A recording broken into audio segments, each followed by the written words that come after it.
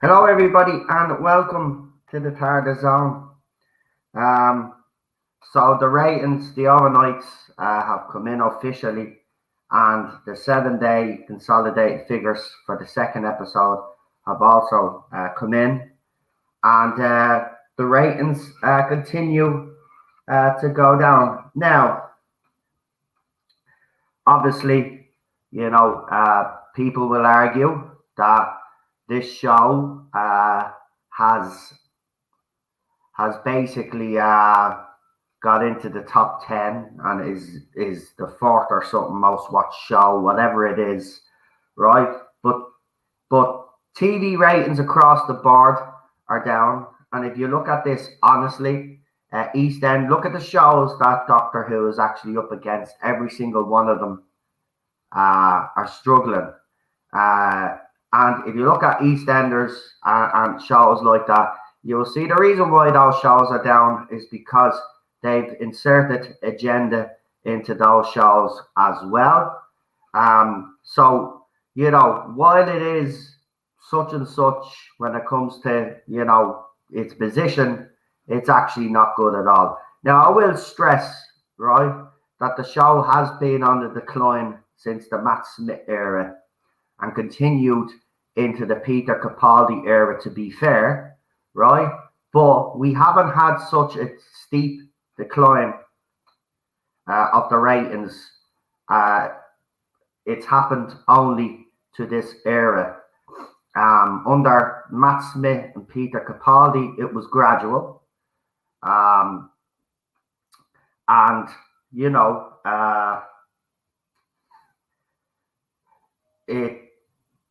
it was on a downward trajectory, we know that. But since The Woman Who Fell to Earth, Doctor Who has been at a complete downward trajectory.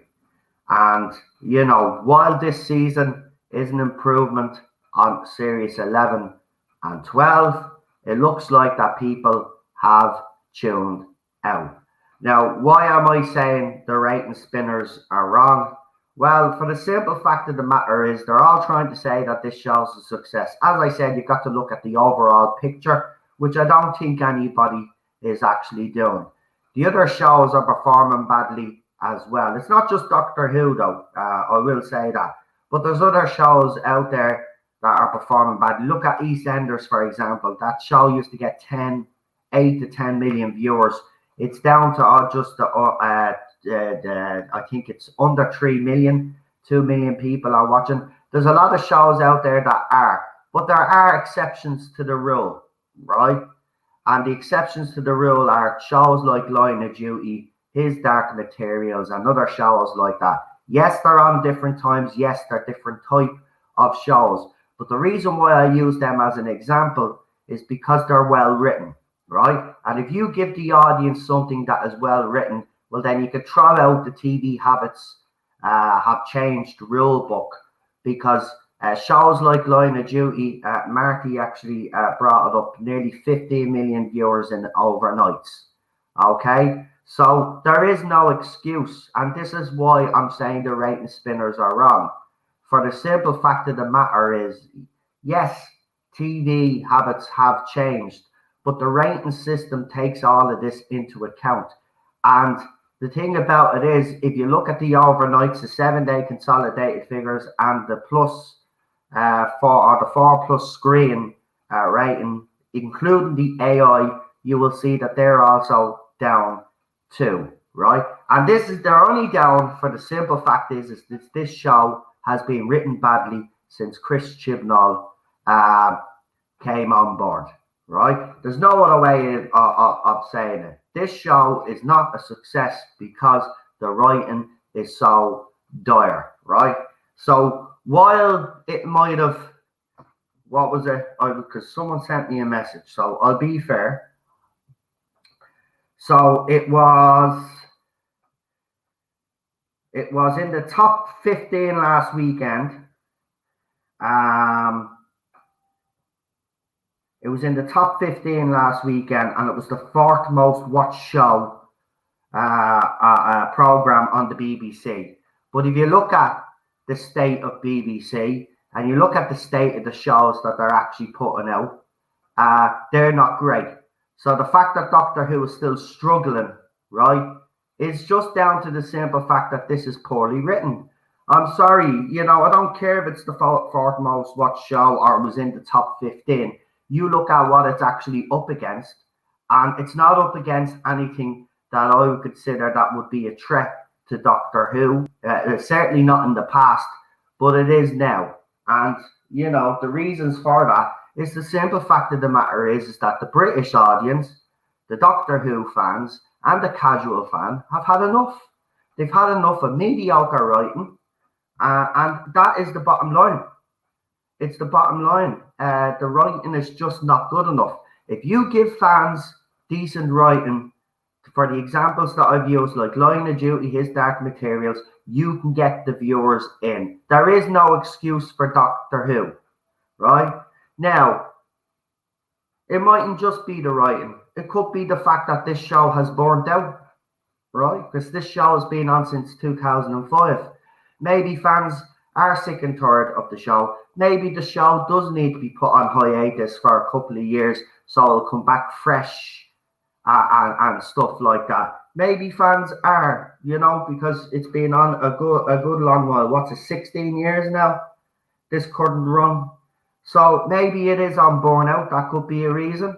But the main reason for me is the fact that the writing is shocking, right? The acting is shocking, right? And we've seen all the virtual signaling and, the political messaging, Chris Chibnall smashes a hammer across your head to get his point across. So I don't care where it's, to be honest, I don't care where it's I don't care if it's the fourth most watched show. Doctor Who should be in the top three, in my opinion, anyway. It should be number one. It's their flagship show. Well, it used to be. It's a British institution, and it's a pale of its former self. And the reason why is because the writing is so bad. Again, there could be a little bit burnout there as well. I could be wrong. It mightn't even be burnout. But if you look at the shows that Doctor Who is being compared to, they're all down, right?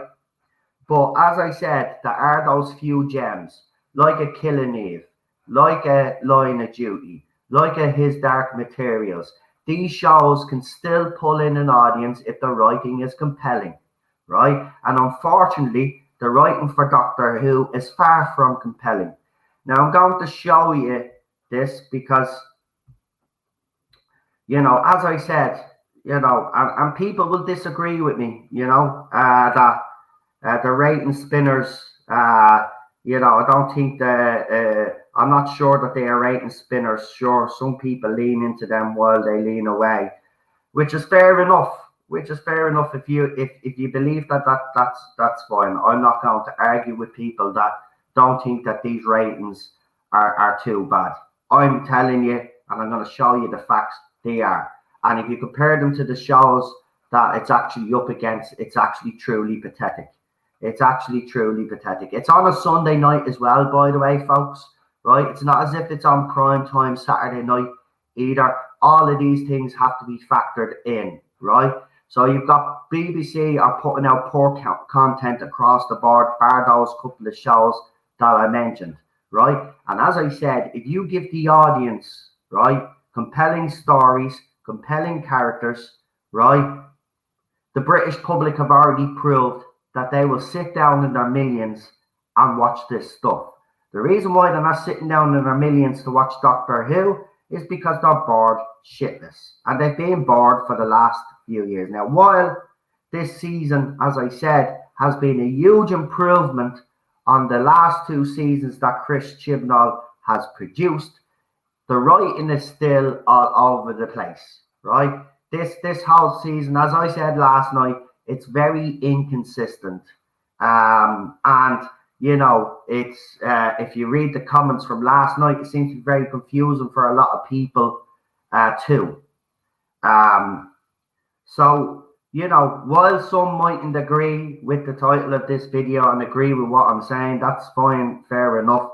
I'm telling you that this is bad, right? And yes, I might be some people will say, well, you don't like this Doctor Who anyway.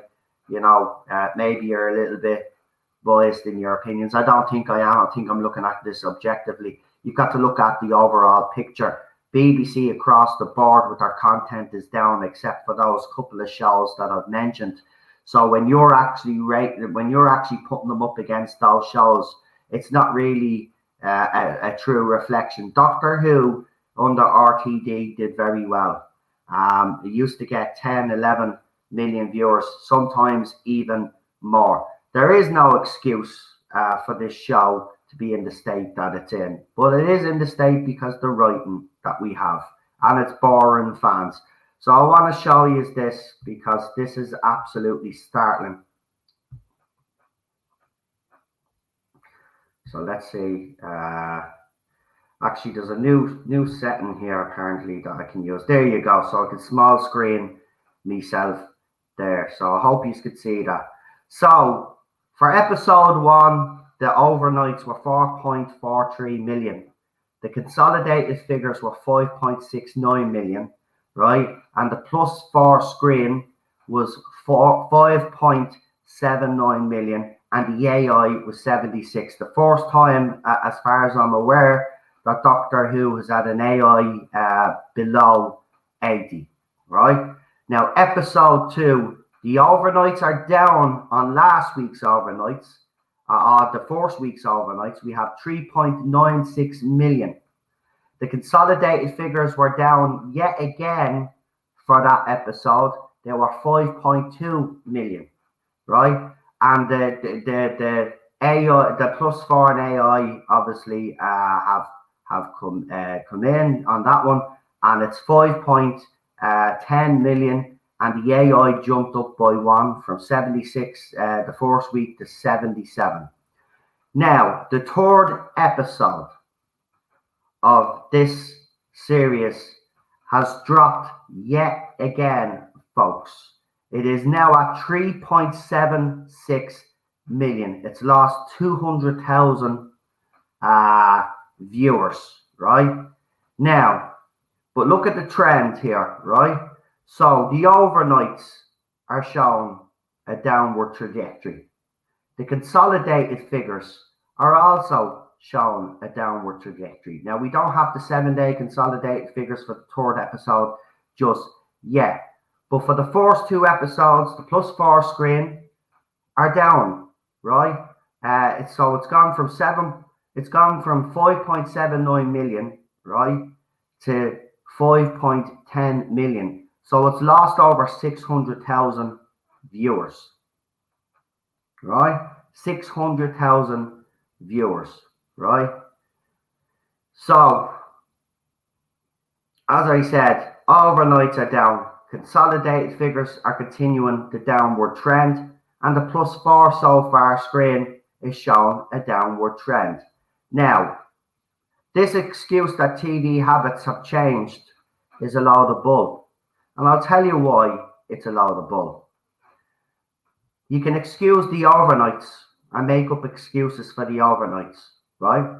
You can. People can be out, whatever, right? The 7-day consolidated figures, not so much, but you can kind of get away with it. But it's these last 2 here, right?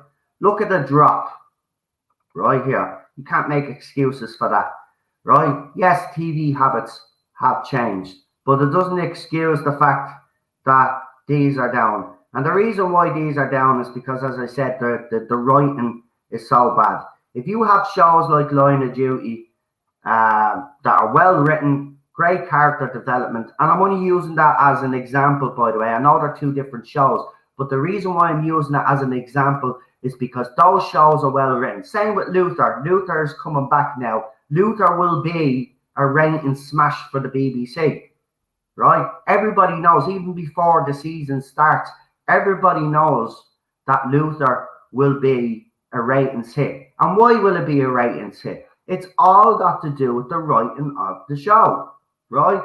Chris Chibnall, right? As I said, yes, while this series is an improvement on the last 2, is he still writing something compelling? Is he writing something amazing? No, it's still mediocre compared to what we've gotten under RTD and even Stephen Moffat.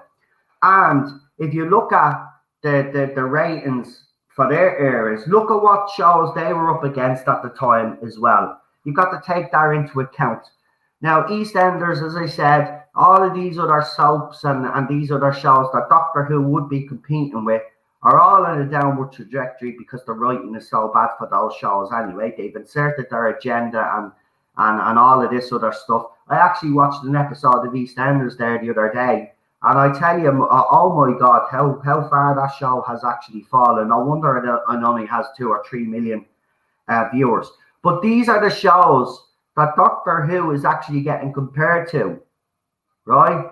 And because, all across the board on the BBC ratings are down except for those few shows that I've mentioned, yes, no wonder it's going to get into the top 4, or the 4th most watched TV program, or get into the top 15. Of course it's going to, because every other show that it's competing against is absolutely rubbish as well, right?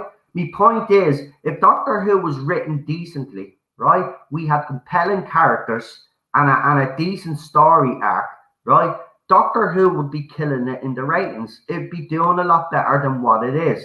Promotion is another thing as well. Since Series 11, there's been hardly no promotion for Series 12 and Doctor Who Flux. They literally did the promotion 2 weeks before the series dropped, right? There's loads of factors, but I'm sorry, while as I said, we do know that ratings are down across the board. My point is if you give the audience what they want, right, which Doctor Who is not doing right now at the moment, there is no reason why this show shouldn't be hitting the Women Who Fell to Earth got 11 million viewers.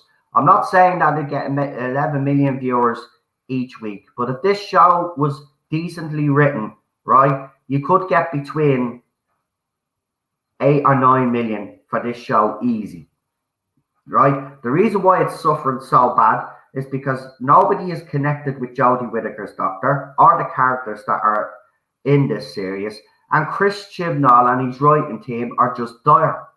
They're just absolutely dire. And while this series is interesting, you can already tell that the audience, it doesn't matter what Chris Chibnall produces. I said it yesterday. There's so much hurt and pain in this fandom that it doesn't matter, even if he was to give us something decent, and I think he has to a certain extent. It's starting to fall apart now. We're 3 episodes in. It is starting to fall apart a little bit, but it's better than that he's given us, and yet it's still struggling. It's still struggling. And the ratings decline from Series 11 to this series is absolutely astonishing, right? As I said, under Peter Capaldi and Matt Smith, to be fair, there was a decline, but it was a slow, steady decline. Not under this current showrunner, not under this current regime. It has literally jumped off a cliff, the ratings. There is no excuse, right, anymore. And I'm sick of all the excuses being made up, right? I don't care that it finished. I'm being honest. This is not having a dig at anybody. I'm not having a dig. But if you look at the shows that it's up against, those shows are even struggling as well. And if you look at why they're struggling and you analyze, especially EastEnders and stuff like that, you will see why. You will see why. The woke agenda and the politics, even in EastEnders. I mean, I saw a line there, like Sharon of EastEnders, if anybody knows, there's a character called Sharon, and she was talking to her brother or something, and the line was, "Oh yeah, you can't say that.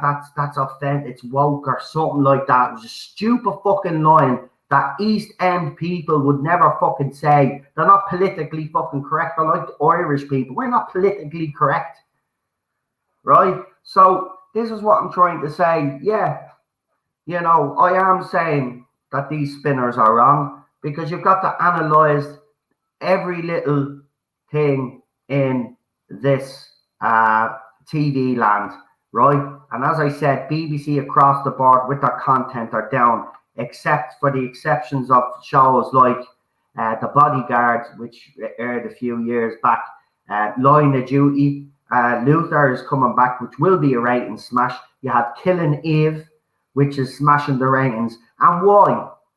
Because those shows are far superior and far well written than Doctor Who is. And that's the problem. That's the problem, right? I'm not saying that the Chris Chibnall era should be getting 12 million viewers, right? I'm not saying that, right? I do understand to a certain extent that, yes, TV habits have changed to a certain extent. But as I said, all of these ratings here take that into consideration. And you've got all three across the board, right? You've got all three across the board, right? And you look at them individually. So there you go, from 4.43 million to 3.996 to 3.76 million. That's the overnights. Then the consolidated, yes, it's slightly better than the overnights, 5.69 million. But look at the consolidated for the second episode. And I do believe that the third episode is also going to continue that downward trend. The same with the plus 4 screen. Started off, added an extra, what was it, 100,000. So 5 million, over 5 million, just under 6. And then we got 5.10 million there, right? And I reckon this is going to go down as well. Now, the AI is important, right? Some people reckon that it's going to go down into the 60s. I don't. I think it will stay at 77 or 76. I'll be surprised if it goes down past 76 and ends up being 75. But all of this system is created to take everything into account. So people watching on their laptops and their iPhones and all of this is all taken into account. And the ratings are still down. Right, from each week. And this downward trend, right, for the overnights, I reckon is going to continue. I reckon the downward trend is going to continue with the consolidated and also with this one here, right? And we're halfway through, right? So these last 3 episodes now have to step it up. And again, a lot of us have been saying that Doctor Who Flux has been better than the last 2 seasons, but the ratings are not reflecting that because people have honestly tuned out.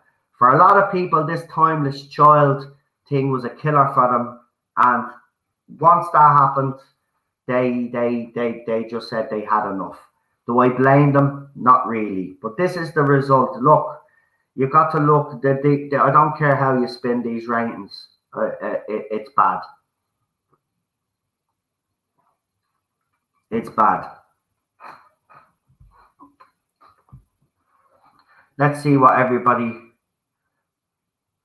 has to say in the chat. I'll leave that on the screen there.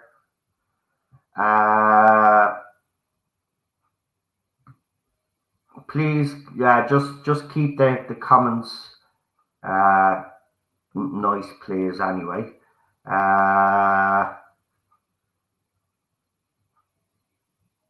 let's see. Is anybody saying that? Chibnall should get an award for his brilliant writing, says Time Mechanic. Stuart says, this is what happens when you insist that the timeless rubbish is now canon. It's hated and and still he's going that way. Maybe a Nobel Prize for Literature, says Time Mechanic. Chibnall really does deserve an award for his writing. A Razzie, says Sigma. Chibnall is the new, was that supposed to be Stanley Kubrick? Is that what you were supposed to say? Don't insult Stanley Kubrick by comparing the 2 writers, please. That's absolutely disgusting to be comparing him to that legend. Squid Games is getting over 100 million viewers. Let me see. I take the viewing figures have plunged again. Yes, they have. Chibnall, the sci-fi Shakespeare, The show isn't burnt out. Chibnall is burnt out, and half of the cast cannot act. I don't know though. I don't know because it was losing ratings under Matt Smith. It was losing ratings under Peter Capaldi. Nobody's ever denied that, and I've never denied that. I don't know if other people on our side of the argument have denied it, but I've never denied it. I've said it that those two eras, Matt Smith and Peter Capaldi, were on the decline.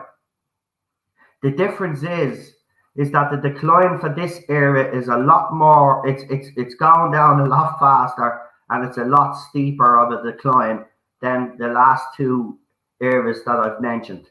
That's the difference. And again, you've got to look at the fact that Peter Capaldi wasn't in a settled time slot either. They kept moving him around on a Saturday night, right? So there's an excuse there to be made. Again, you've got to look at this overall situation, right? And you look at what Doctor Who and Matt Smith's run and Peter Capaldi's run were up against compared to what Jodie Whittaker's era is up against. They even put her on a Sunday night to give her a more cozy time slot and basically to have less competition. And it's sandwiched between the two most popular shows on a Sunday night, which are Country File and Strictly Come Dancing the Results. So you've got to analyse this. You've got to analyse it this way. I'm sorry, but I don't care that was in the top 15 or it was the fourth most watched show. That means nothing when you look at what it's being compared to. And all of those other shows are down as well because the writing is dire, right? Now, just say, for example, and I know this would never happen, right? But imagine if Doctor Who, right, they decided to show it later and make it a little bit more adult, right? And this show was on, say, the same time as a big hit show on ITV. Do you actually honestly believe that Doctor Who would do well in the ratings? No, it wouldn't. The problem is the writing here, right? TV habits, yes, have changed, but I think I've shown you, even with all the different ways that you can rate this, they're still down. They're still down. Now, I have been informed that Tom Salisbury is the guy to go for, is the guy to go to if you want an honest appraisal about these ratings. I have no doubt that this guy is honest in his reporting and would report it. But as I said, you've got to look at the whole situation. The whole situation. I'm not saying he doesn't, but you have to look at the whole situation. And this show is just not performing well, even though it is better than series 11 and 12. And the question must be asked, right? Even though this series is better than what he has written in the last two seasons, why is it down? Because fans have tuned out. They were bored last year. They were bored the year, the season before that. It's just, look, I'm blue in the face trying to make people see that, it's not being analysed properly. That's my opinion. It's not being analysed properly because if you took all the factors into consideration, which I don't think many people do, right? As I said, shows across the BBC, ITV, they're down. You've got shows that have been even on TV for a long time that are starting to burn out. It's up against shows like that as well. This era was hailed as a new beginning. It was supposed to be the casting that was going to accelerate this show and was going to move it forward to a new generation of fans, right? And it was, they banked on Jodie Whittaker and Chris Chibnall to do that, and it absolutely failed. Absolutely failed. And I keep getting this crap. Don't be comparing it to Line of Duty because they're different shows. I'm not comparing it to Line of Duty itself. What I'm doing is I'm giving you an example of what good writing looks like, right? And if you give the audience what they want, which Line of Duty do, you will get the viewers. You will get the viewers, right? There is no excuse. And there is no reason why Doctor Who in the modern TV age, right, can't get 9 to 10 million viewers each week. If it was well written, it would get that. It would never get to the height of the RTD era, in my opinion, because I do think that some fans look. It's been gone for 16 years, and while people might disagree with me on this one, I do think there is a little bit of burnout to some fans out there, and that's why they've decided not to watch. And also, you've got to take these factors into place as well. So this is a true fact. When Matt Smith was cast after David Tennant, a lot of people were devastated, of course. Yes, we did get Matt Smith, a younger Doctor, but it lost viewers back then, right? And then you go from the extreme opposite. You get rid of Matt Smith, then Matt Smith decides to go, and then you bring in Peter Capaldi. A lot of the young fans walked away, right? So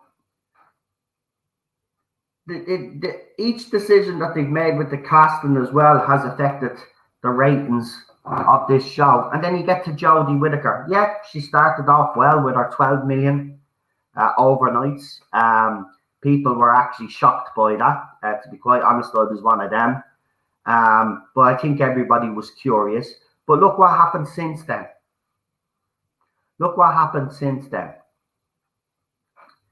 Ratings continue to decline. And as I said, if you look at the whole thing and look at the TV situation altogether, right? As I said, the programming on BBC and on ITV and all these other TV stations has been on the decline. And there are a few exceptions to the rule shows that I've mentioned, right? There is no reason why Doctor Who can't do that either and pull in 10, 11 million viewers. The reason why it's not is because the writing is so bad, right? It's boring fans, and they did make the wrong casting choice. This is why I do believe that under RTD, the decisions have to be right. The casting will be very important to a lot of fans. And I think when the casting is made, that will make the decision for some fans in the fandom whether they're going to continue with this show or they're going to walk away completely. Right? Now, that's me point, Sophie. And Sophie is a Jodie Whittaker fan. How are you? It's been a long time since I've seen you. I hope you're doing well, Sophie. But she's right. Exactly what I've been saying. If you give the audience good writing, good characters, right, the viewers will come. It doesn't matter if TV habits have changed. As I said, the ratings take this all into account, right? Line of Duty does well. His Dark Materials, Good Omens, shows like this, right? They're pulling in the viewers, right? But Doctor Who can't. But look at what, as I said, look at what it's up against each week, right?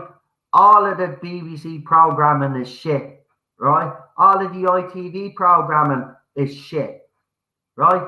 And then they're comparing it with those top 15 programs or whatever, and Doctor Who manages to get into the fourth most watched slot, and everybody is celebrating as if that should be something that we should be celebrating. It's not. It's not. Right? Doctor Who should be number one. I'm sorry, right? It might be arrogant of me to say, but for me personally, Doctor Who should be number one.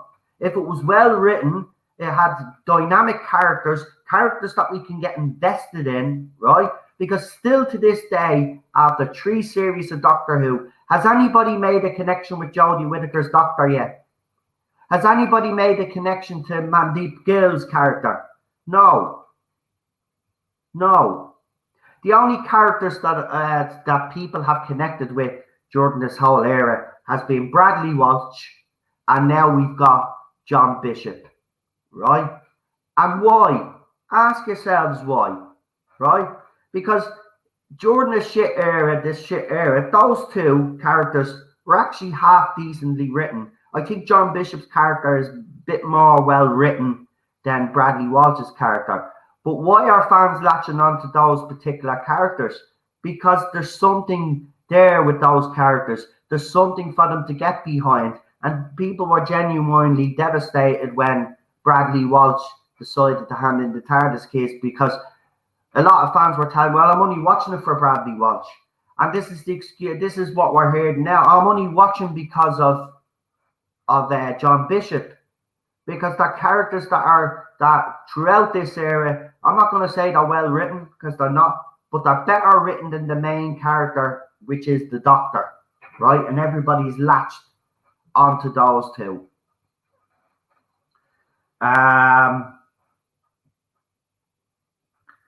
Random Asian girl shoots Cyberman. Jodie fans, oh my god, she's so iconic.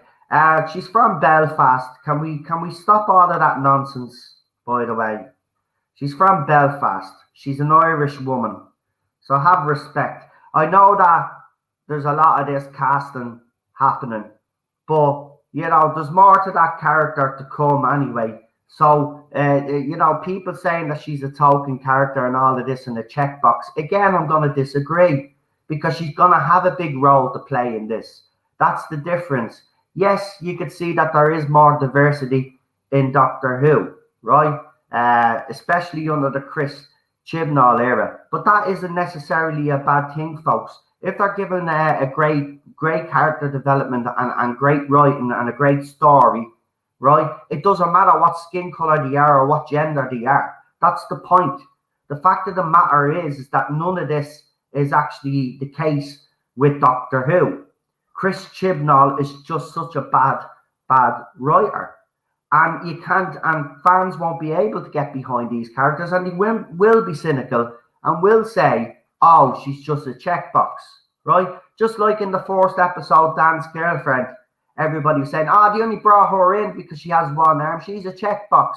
But again, she's going to have more characters. But that's down to Chris Chibnall. That's his fault.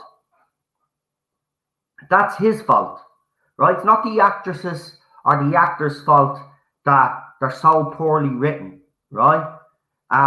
They're not going to turn down a job if they're offered a job on Doctor Who. Nobody in their right mind would. Can anybody in the chat tell me that if Chris Chibnall came to us, right, even though you know the writing's so bad, right, you've got a CV there, wouldn't you want I starred in Doctor Who as a guest star? That would look great on your CV. So don't blame these actors and actresses for taking a role within Doctor Who. But again, as I said, you know, there's going to be a lot more to her character and Dan's girlfriend. And I think, you know, the cynicism from fans is basically because of what Chris Chibnall has done in the last 2 seasons, right? So you know, Noel, do you think the next doctor will be male or female? Well, RTD up until recently, I think it was 2017, 18, still referred to Doctor as a man. I think he will cast a man personally, but we'll have to wait and see. But again, you know, I can understand fans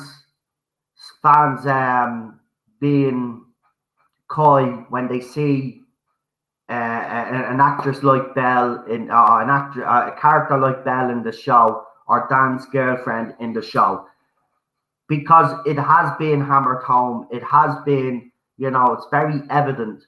But at the end of the day, there's a lot more to these characters, right? It's just Chris Chibnall's writing is so bloody awful that he's not giving these actors and actresses a chance to express themselves properly. And they're not getting really great dialogue either. Now, I know people had a problem with the scene where that certain character, you know, went and shot a load of Cybermen, right? And he said, oh, it's unrealistic. She's a Super Ray and all of this. That's not her fault. That's not her fault. That's the showrunner's fault. That's the showrunner's fault, right? Because, again, what Chris Chibnall did last night, right, because I've had time to think about it, what Chris Chibnall did last night was this, right? introduced the character, and then she narrated what she did uh, in the past, right? And as I said to someone on Twitter, I'm sorry, that's not good enough. That's laziness on Chris Chibnall's part. What Chris Chibnall should be doing is, if he's going to introduce a new character like that, he needs to show us our backstory, not for her to come on and explain what our backstory is, right? That's the whole problem with his era. There's too much expulsion, is that what it's called? They keep it I can't say the word, you know what I'm saying, you know what I mean, right? He doesn't give them a backstory. We see them on screen, they tell their little story, and we're supposed to accept those characters, right?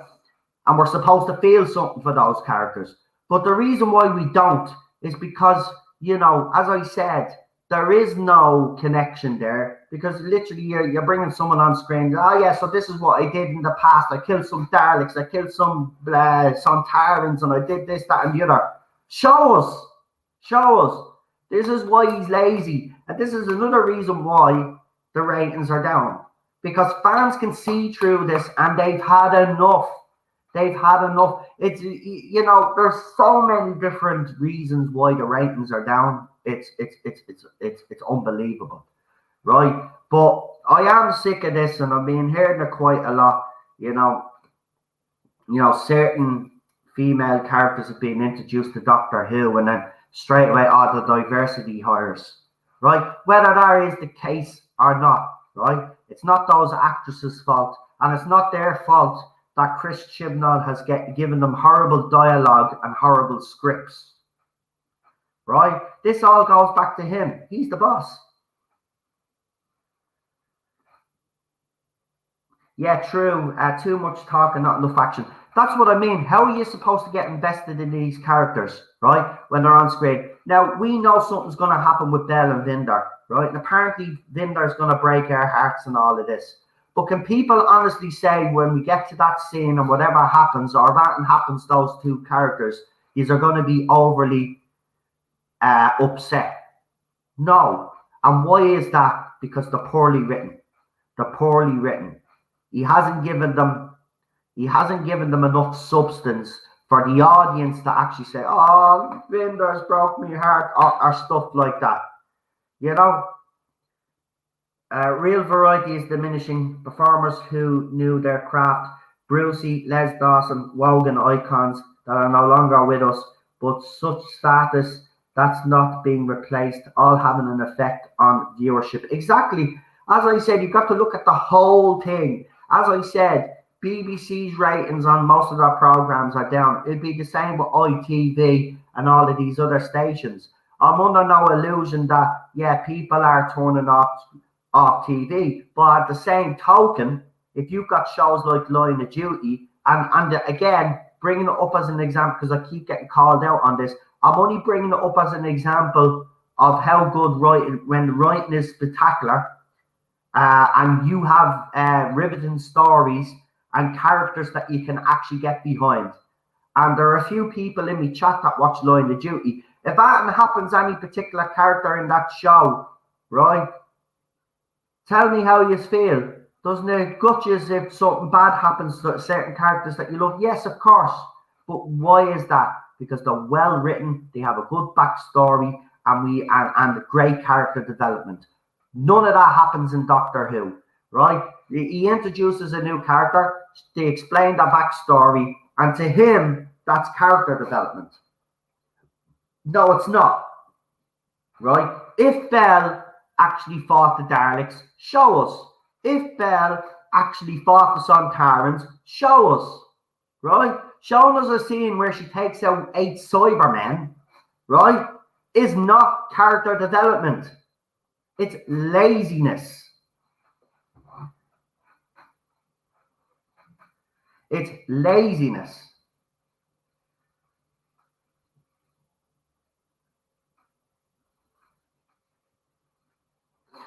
Now, RTD coming back is a positive. But can RTD drag this show into a new era, not only keeping Doctor Who fans happy, but the British fans, the British public, Can he actually retrieve this and save this show? And that'll be the next question that'll be coming up after this era ends. You know, can he actually do it?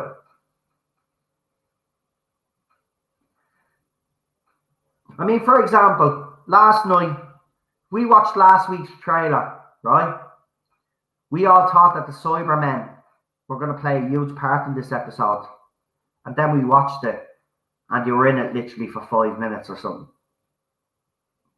Right? So again, there's a lot of misdirection from Chris Chibnall. And I will say this, actually, the trailers are very smart. The trailers are very smart because they're making us think that the next episode is going to be great. And then it turns out to be a complete disaster.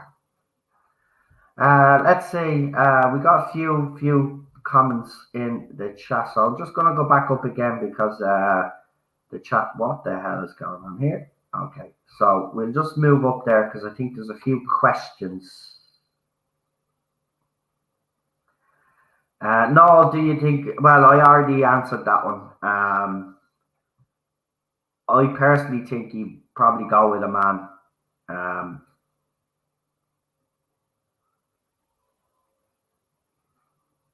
Should we be concerned about the decline in ratings? Possibly not. Well, I kind of disagree with that. I think we do have to be worried because RTD is going to take over a show that the ratings have hit rock bottom. And his job is going to be a lot harder. So, you know, I was hoping that the Chibnall era would actually, well, this last season, the ratings would fare a lot better than they did in Series 11 and 12. But it's not the case. The decline is continuing. And it's a worrying trend right now. I just think she was shoehorned into the story. Well, look, it would have made more sense to introduce her in the very first episode, like he introduced a lot of other characters. But this is the problem with this era. He has too many characters, right? So the characters that he introduced in the first episode, second episode, Swarm and Azure, yes, did get a little bit more character development, right? But look at Dan. He's brought in a new companion, right? And yes, we know some of Dan's backstory, but we don't know too much about him. Where's the character development in the last 2 episodes for him? Look at Jodie Whittaker's doctor, right? She's remained stagnant since day one. She's the same bloody thing. There's no growth in her character. Mandip Gill, yes, he's given her a bit more to do, but she's just a poor actress overall, right? Doesn't matter. You could give her an Oscar-winning script and she'd end up turning it shit because she's not the caliber of actor. I'm sorry. Look, it worked with Jenna Coleman, even though she did work on, Emmerdale, wasn't it? Because she was a great actress. You could see that there was something about her, right? There's nothing about Mandip Gill. When she finishes Doctor Who, I wouldn't be surprised if she goes back to Hollyoaks or something. That's her level, right? And this is another bad thing. It's the casting choices have been very poor. Very poor. Yes, he's got it right with Bradley Walsh. And I'd even say Tolson Cole, but he ruined Tolson Cole's character in Ryan. Tolson Cole is a terrific young actor and he deserved better, right? Bradley Walsh is not bad. And as I said, Dan, John Bishop's character, is not bad at the moment. But again, he's not given enough to move these characters along. Jodie Whittaker's doctor is exactly the same as she was in the very first episode. She hasn't changed. I think Jodie isn't perfect, but she doesn't deserve the abuse she gets. I do appreciate, Noel, how you are at least being respectful, unlike some of your friends. Just my opinion, they go too far. Listen, I haven't always been, I'm going to be honest, Megan. You know, I have been hard on Jodie Whittaker the last few years because there's a lot of stuff that she's done herself in interviews that she's done herself that haven't helped herself. But I do agree with you. And it's not just from this side. You're saying my friends. Well, I see a lot of so-called Jodie Whittaker supporters making up sick jokes about Jodie Whittaker and actually using Jodie Whittaker's image to frame so-called not my doctors. They're not fans. They're not fans. All they care about is the agenda. All they care about is the fact that the doctor is female now, right? And that's why they back her. They don't actually like Doctor Who. That's the thing. They've proven it time and time again. But yeah, I have been hard on Jodie Whittaker, especially when she did that stylist video coming out and having a laugh at the expense of long-term fans. That was wrong. Our PR team, when she took that job, she said a lot of things that she shouldn't have said, in my opinion, which turned fans off her even before the series began, before her era began. So yes, while Chris Chibnall has not helped her with the scripts, she hasn't helped herself either. But yeah, I won't be, look, I don't tolerate nasty comments about Jodie Whittaker, and if anybody has been writing any nasty comments in the chat, don't worry, I will be removing them. I'm not having that. As I said, it's not all of Jodie Whittaker's fault. You've got to look at the bigger picture here. Yes, Moffat calls him a he too, and then quickly backtracked and went, I mean she, in an interview last year. Look, it's in their consciousness, right? No matter what they say publicly, they know that the Doctor is a male character. That's why they keep referring to it as a male character.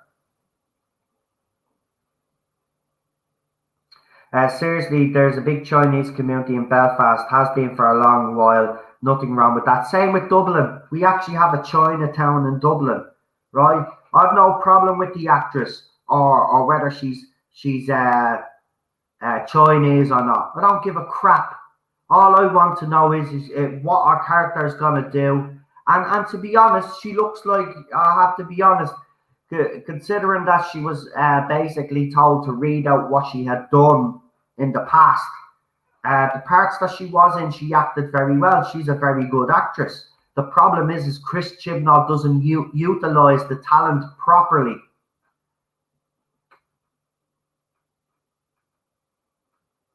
Exactly, Melina. The problem is Chris Chibnall is not good at character development, no matter what color or race the character is. Exactly, Melina. Absolutely spot on. And I think that's where some fans in this fandom, you know, they skip over that. But that's where you should be looking, folks. It's not this actress's fault that she's being cast and hired by Chris Chibnall in Doctor Who, right? No actor or actress in their right mind, if they're offered a role in Doctor Who, right, are going to turn it down.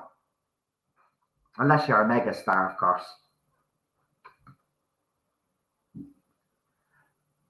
Which is not true, because obviously we have had your man from Sex and the City, haven't we? No, not Sex. Yeah, Sex and the City, and then the other fella, I forget his name. I don't think Jodie deserves the abuse. No one does. She's not a bad actress. She's just bad Doctor Who. Miscast. No one deserves abuse for anything. Well, look, I know a lot of you think she's a good actress. I don't anyway, either way. You know, even in Broadchurch, she irritated me, and that's a great show. I just don't like her as an actress, never have. You know, we all have our personal preferences when it comes to actresses. For me, Olivia Colman is a great actress, or Michelle Gomez is a great actress. I wouldn't put Jodie Whittaker in the same level as those two. But if you do think she's a good actress and she's good in some stuff, that's brilliant. I never thought she was a good actress to begin with, right? So it's not only that she's miscast for Doctor Who, I just think she shouldn't have been in it. Even as a companion, some people say, well, she would have been better as a companion. I don't think so. She would have irritated me. She would have irritated me personally either way, because I don't think she's a good actress.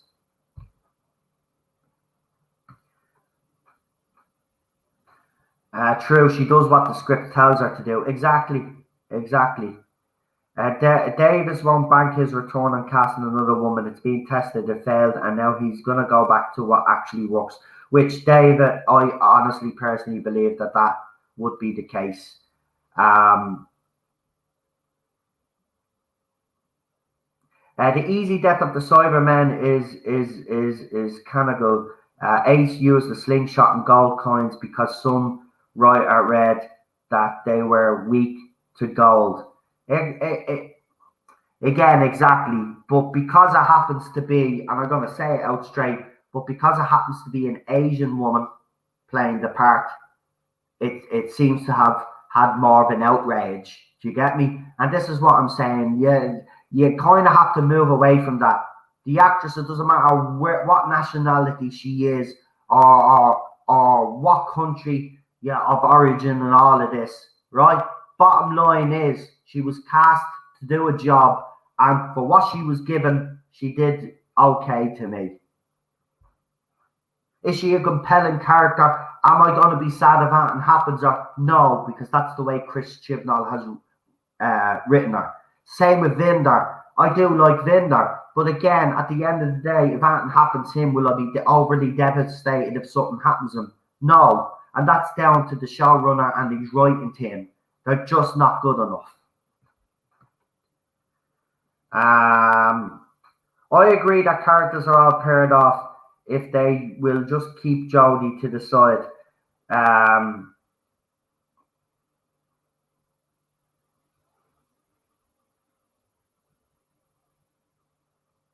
Let's see. If it's another woman, I will not be watching again. It's just not Doctor Who, says Lindsay. Real variety is diminishing. Performers knew their craft. Brucey, Les Dawson, Wogan, icons that are no longer with us.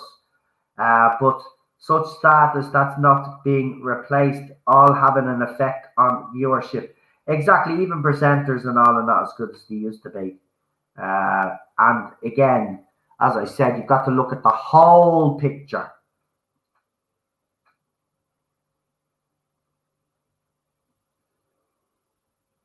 I must admit, I don't think in any of Jodie's Doctor they've showed a male do something good. They've all made out to be idiots. I love Dan. He's the best thing in the series, but he's still an idiot. I don't know where people are getting that. I think people are just latching on to Dan and saying that stuff because they're looking for something to moan about. What made him look like an idiot? Because so far, I think Dan is probably the best male companion that we've had in the Chris Chibnall era. But I don't see what everybody else is saying. How is he stupid? He's actually saved Liverpool.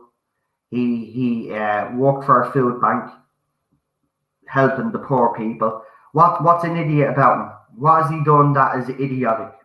Because I don't see it. I think people are just latching on to Dan because they want something to moan about. Dan is not an idiot, and he hasn't been portrayed as an idiot. I don't see it, and I've watched it live and while being on this channel. I've watched it. I don't see where he's been an idiot. So, give me an example. But why don't you call them out? Now, I have called out both sets of fans. I've done videos calling out both sets of fans, actually, Megan. That's the thing. You will hear a lot of stuff about this channel that just simply isn't true. I have called out both sides. I've told both sides that, it's not all of Jodie Whittaker's fault. It's what she's being given. She's being directed badly. Yes, she has said some things that she shouldn't have said, in my opinion, and didn't help herself. But you are right. Nobody deserves any sort of abuse. But again, when she's coming out making a laugh and a joke at fans' expense, and then Chris Chibnall is adding in one lines about how she was an upgrade to royal fans up. Well, of course they're going to focus on Jodie Whittaker because she's the actress that actually, came out with the line. But fans are starting to see, especially these last 2 years, that it's not just Jodie Whittaker. Chris Chibnall is the biggest issue here. But no, why don't you call them out? I understand that they are friends, but surely you agree, actors, genders, colours, that which friends are you talking about, Megan, that I should call out? I mean, there's no point you coming in here and saying that I should call out friends. Which friends exactly do you think that I should call out for their comments? Let me know. I couldn't care less who plays the characters, man, woman, disabled, man, woman disabled. I just think she is forced into the story. Well, as I said, we're 3 episodes in. Yes, might look like she's forced, but the next 3 episodes she could feature in the next 3 episodes. Well, then will you have the same opinion that she was forced into the story, or will you change your opinion? More than likely, you will change your opinion when she's given a bit more to do. See, the problem here is Chris Chibnall, as I said. Right? It's not the actress. Right? She's going to take the job. Nobody in their right mind, and people even in the chat, if you were invited on to Doctor Who as a guest star, you mean to tell me you would turn it down, right? And I'm saying this if you weren't white, if you happen to be a person of colour, or you were from a different country, you mean to tell me that you would turn it down because you would think, oh, he's only bringing me in because I'm a diversity hire. Nobody thinks like that. Especially not the actors and actresses anyway. I'm giving Jodie my time this season because I'm committed to give Chibs a fair shake on the way out, but I love the other characters. Right now, it's the best thing that he's done, but it's still all over the place, and the ratings are reflecting that. A lot of fans are confused. Actually, Radio Times even put up a poll straight after the episode where fans confused about tonight's episode, and I was like, no, the fans are not confused. The writing, it's like, I think Melina said it last night when we were talking. She said under Moffat, it was chaos, but it was what was the word she used? It was not organized chaos, but it was, we could understand what was going on, right? With Chris Chibnall, it's just chaos, and nobody knows what he's doing. There's a different, maybe Melina be able to tell me what the exact quote was, and I'll read it out. Let me see.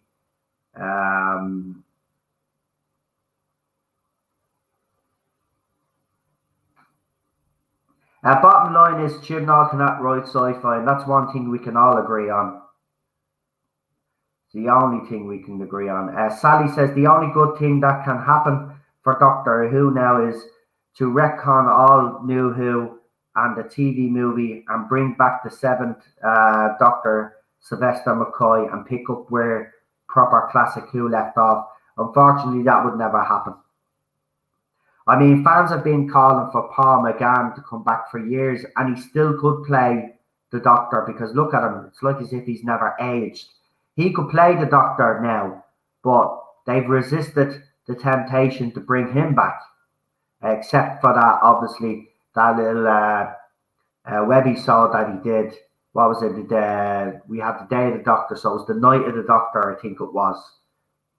The normies can't handle this. My wife sleeps through every Jodie Whittaker episode. Listen, the normies might be able to get a grasp on this. I'm a Doctor Who fan since I'm a kid, and you know, even last night I could understand things that he was trying to do. You know, but he put so much in there, it does get confusing. Doctor Who fans are very intelligent, right? And that's the thing. You know, I don't care about the casual viewer. I really don't, even though the show does need the casual viewer. But RTD showed that you can have those, you could still have those complicated scripts, right? But once you've got great character development, you've got story arcs running through, and little clues going the way. See, that's how RTD did it. Yes, it might have been confusing to the casual viewer, but he'd leave in little clues for them to even pick up on, right? So they'd have some understanding of what's going on. Can you say the same for the Chris Chibnall era with the casuals? If Doctor Who fans can't figure out what's going on to a certain extent, well, then the casual viewer is not. But RTD could do that. And Moffat, to a certain extent, yes, some of his stories were overcomplicated, but still, he'd lay the groundwork. You'd kind of have an understanding to a certain extent where he was going with that.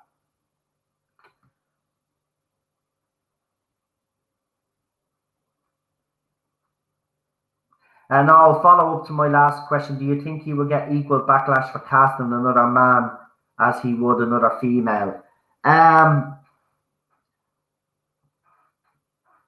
I think either way, no matter what decision he makes, he's going to receive a backlash. That's the simple answer to that. I do believe he will. Because, if he casts another woman, there will be a backlash. If he decides to abandon what Chibnall started and go back and revert back to a male doctor, I believe that the Jodie Whittaker fans and the fans of this era, there will be a backlash. But if you look at the ratings and you look at how low everything is dipping, sure, there's only you could say that there's about 3 million of them, and the 2 million are casual viewers or fans, right? But the actual fans of this era, I don't care. Let them backlash. Let the backlash happen either way. The thing about RTD is this: he will do it his way, right? And he won't listen, right? Because that's what he needs to actually do anyway. He shouldn't listen to any of us, and that includes us. If he was to cast another woman, he shouldn't listen to us. Because look, at the end of the day, we all know that RTD is a sensational writer, right? Now, a lot of people on this channel have even said it. If he did cast another woman, right?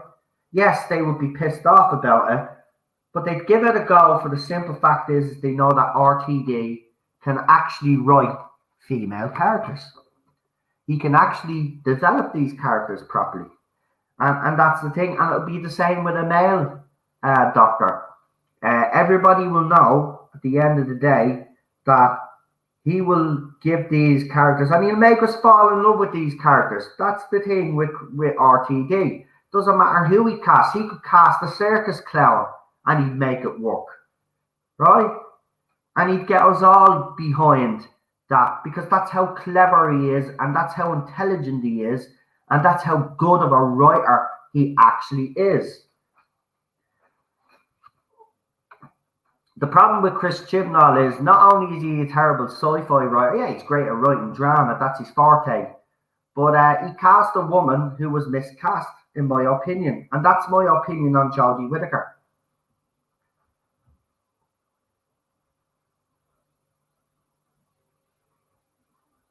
I know, I agree with you, Cinnamon. Look, I'm not arguing with you. The way he introduced her and then she's talking about her backstory, I agree with you. It's shoddy.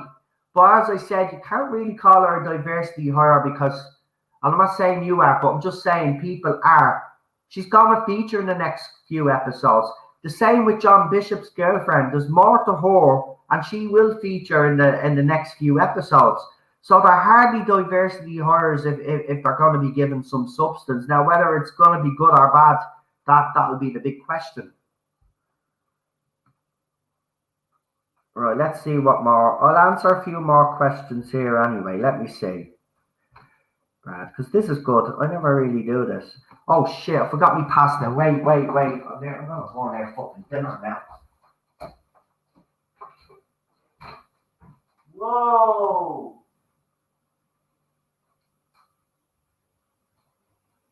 Just give us a second, folks. I'll take this out.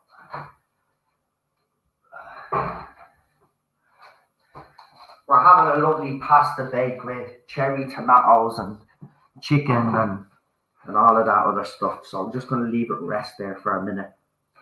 Am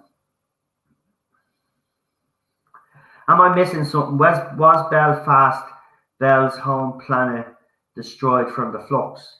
Well, she's clearly human. She's clearly human, and so is Vinder clearly human. So she probably was from Belfast. Like, I don't. Who was the old lady, the Rani? I don't know. Some fans are speculating Tectoyum. I actually came up with my own. So do you remember the two-part story where David Tennant was leaving?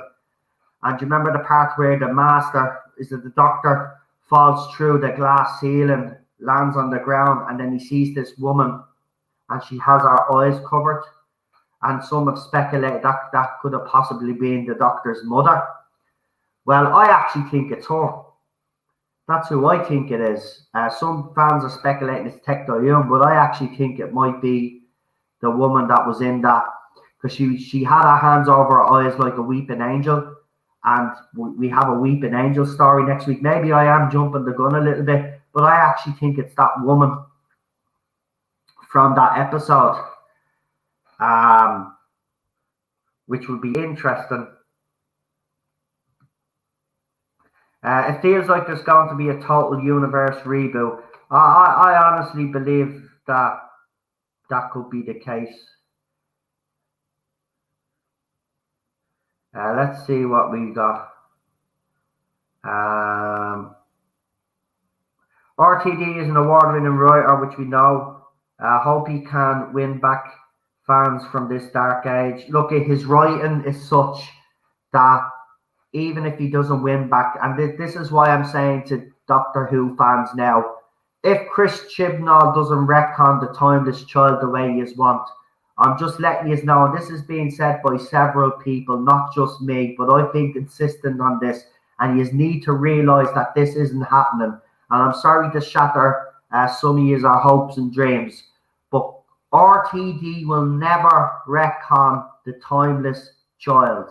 He is not getting involved in it. He has his own vision and his own idea for the show. So this, if you're watching Doctor Who Flux, you could see that Chris Chibnall is the man that's obviously, whether he retcons it or not, but it looks like there's a possibility that he could. As I said, it's his work, it's his baby, it's his story to tell, right? If anybody's going to retcon this, it's him, right? So this is, I said this a few months back and I'll say it again, Doctor Who fans have a choice, right? Because if Chris Chibnall doesn't retcon this, right, say he puts it in a bubble universe, but it's not totally retconned, then Doctor Who fans have a choice. You either walk away and never come back, right? And this is not me having a go, because this is the choice that you actually have. Because I put up a poll. A lot of fans are telling me that the sticking point is the Timeless Child, and that needs to be retconned. Well, I'm telling you right now that RTD is not going to do it, right? Will Chris Chibnall do it? We'll find out. There's 3 episodes of this series to go. If he doesn't, this is the thing. Doctor Who fans that believe that is a sticking point, they will have a choice to make. Whether they walk away completely from the show or they move on with RTD, right? But this is the thing, RTD is never retconning the Timeless Child. So if you jump on board with RTD, I'm just letting you know, he's not retconning this shit, right? So you need to understand that. He has his own vision, right? And it's nothing to do with the Timeless Child. So you will have that choice. But here's the thing, though.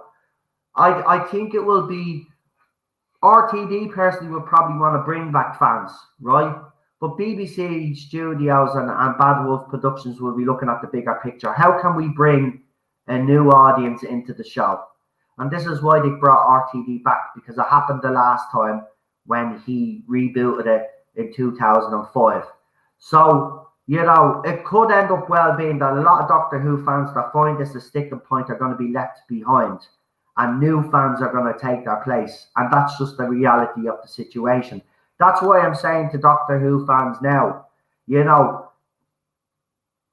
I can understand why yous are stubborn in the fact that yous won't come back, that if the Timeless Child is retconned. But unfortunately for you guys, is yous will be left behind. So that's why yous will have a choice.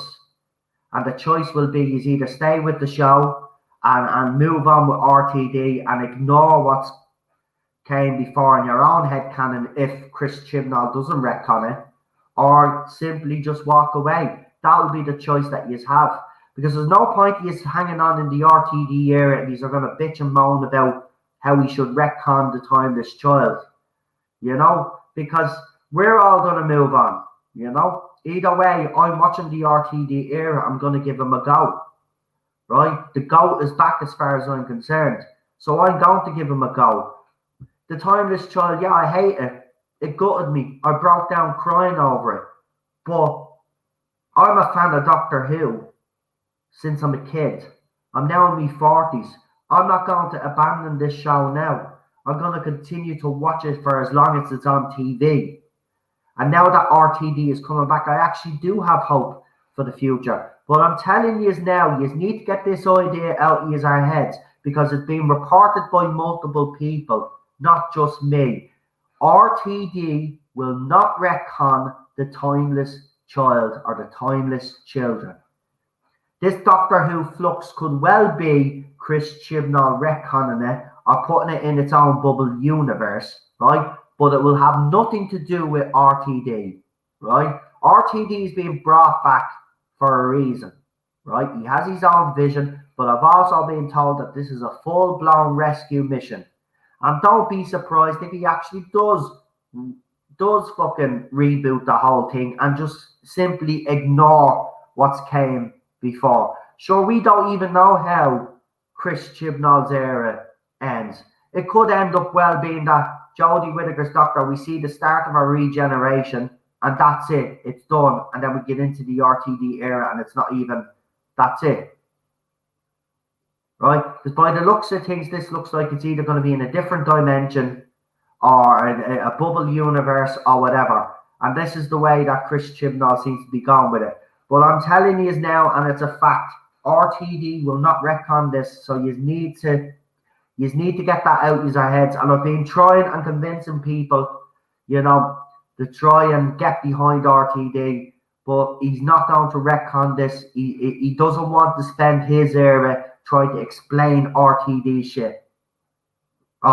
Explain Chris Chibnall shit, right? He wants to do his own thing. He has a vision for the future, and he wants to bring this show to the next level and to introduce it to a new generation of fans. This is what Piers Wenger actually said when he was when they announced RTD, right?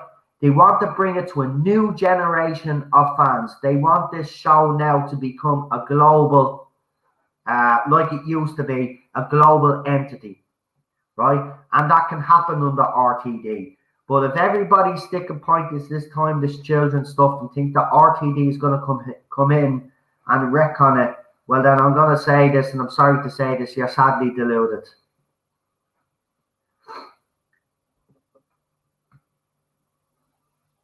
Let's see.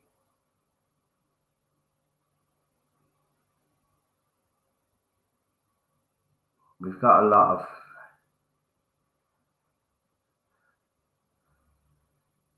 I agree, Noel. It's on both sides. I've seen at the moment they're calling Jodie out for shouting at Mandip in the latest episode. It's not real life, it's a TV show.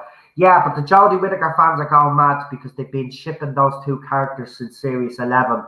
And now it looks like that because the Doctor is being a little bit nasty to Mandip, and she's, Yaz, they've gotten their noses out of joint.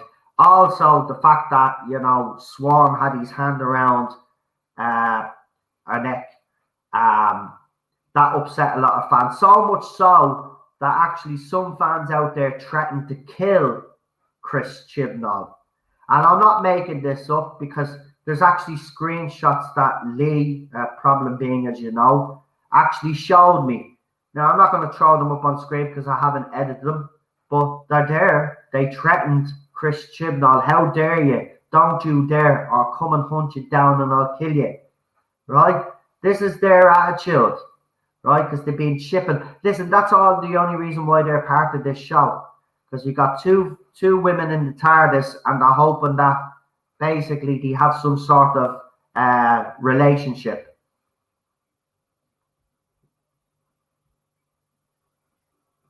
So that's why they're giving out.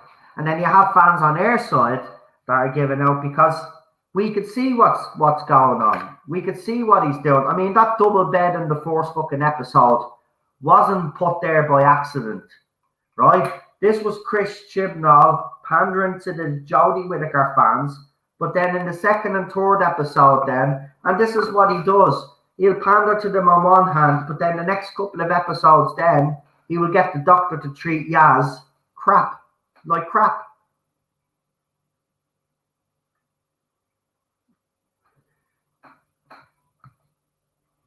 Right, let me see. I'm trying to go through some of these comments. The chat. Uh, I'm sticking around to see where Bell and Vindergal says on comics. Exactly. Look, you know, as I said, they've been introduced now. They've got 3 episodes now that shows what they're all about, don't they?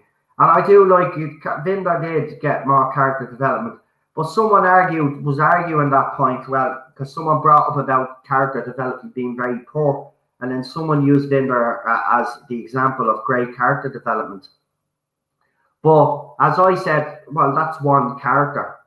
How many characters has Chris Chibnall introduced this season? I mean, your man from the 1800s, Liverpool, with the tall hat, has popped in and out, right? But we know he was building tunnels. But other than that, what do we know about him? Absolutely nothing. Poor character development.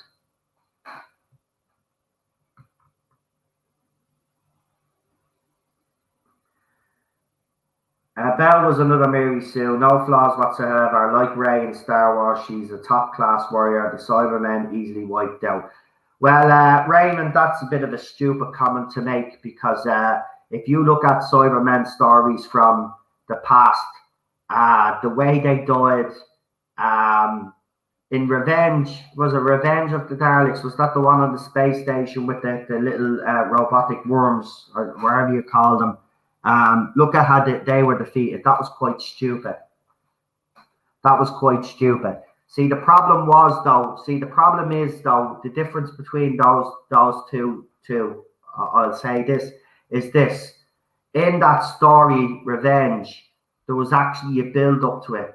Character development, right? Belle was introduced, right? And she told her whole backstory to the audience instead of showing it to the audience. That's not her. That's not the actress's fault. And I disagree that she's a Mary Sue, to be quite honest, because Cybermen have been killed in the most stupidest way and even easier ways than what Belle did. Right? Again, I think fans are just trying to nitpick on stuff because, it seems to be fashionable nowadays to just complain about every single thing. Right? Yes, while I didn't believe the scene that much because there was no character development for the Belle character, the way she killed the Cybermen, I had no problem with, actually. Because the Cybermen have been killed in more ridiculous ways than the way Belle actually killed them.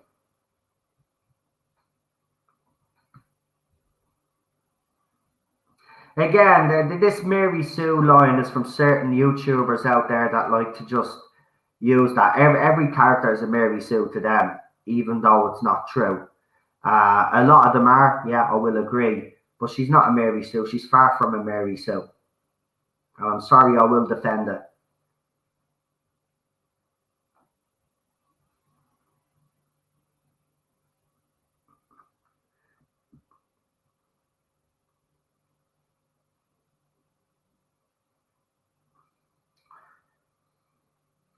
Exactly. The feminist approach, Darren, I will agree. All that rhetoric when she was cast, the interviews that she was doing, the breaking of the glass ceiling video, all of that all added up to the hatred towards this era. Look, this era was designed, I've said this from day one, and this is the reality of the situation. BBC, right, like every other TV studio out there at the moment, right? What they try and do is they try and replace long-term fans with these newer fans. Unfortunately for Doctor Who, though, it hasn't actually worked. And the reason why it hasn't actually worked is this. Yeah, you brought in new viewers for the first episode, right? The woman who fell to Earth. But look at the decline after it. Even new viewers turned off because it was boring. Because the story and the plot lines weren't great. The character development wasn't great, right? This could have well worked, say, under RTD, who understands female characters. I'm not saying that all fans would have been happy with a female Doctor. They still would have probably had their view that the doctor is male, that's fine, fair enough. But under RTD, do I think that this show would have got all the stick that it's getting if it was under RTD? No, I don't think so. I don't think so. Chris Chibnall is just very bad at what he does. And the fact that it's a sci-fi show and he doesn't have that experience, in my opinion, he's not experienced enough and can't write sci-fi, is another reason why this show has fallen off a cliff. Actually, remove that now. I don't know why I still have that on the screen. Yeah, you're grand. I know you weren't. I just see it's all right. You don't need to clarify anything. I know I've had you on the channel. If I thought for 1 second that you were racist, I'd call you out, but I know you're not. I know exactly what you're saying. It's the same problems that we've had. The same problems that we've had since the Chris Chibnall era. This is what he does. It's very decisive. He just likes to. He's just not good enough. Dan is a great character. Snuck onto a Sontaran ship by himself. Well, I think everybody forgets the Donna Noble scene where she was actually in the TARDIS and she got sucked up into the Sontaran ship. So should we call her, whatever, because she ended up hitting a few Daleks and hitting a few Sontaran. See, again, this is why I will look at the whole situation here. Donna Noble did the same thing. Nothing new there, right? But because Dan done it in the Chris Chibnall era, it was too easy.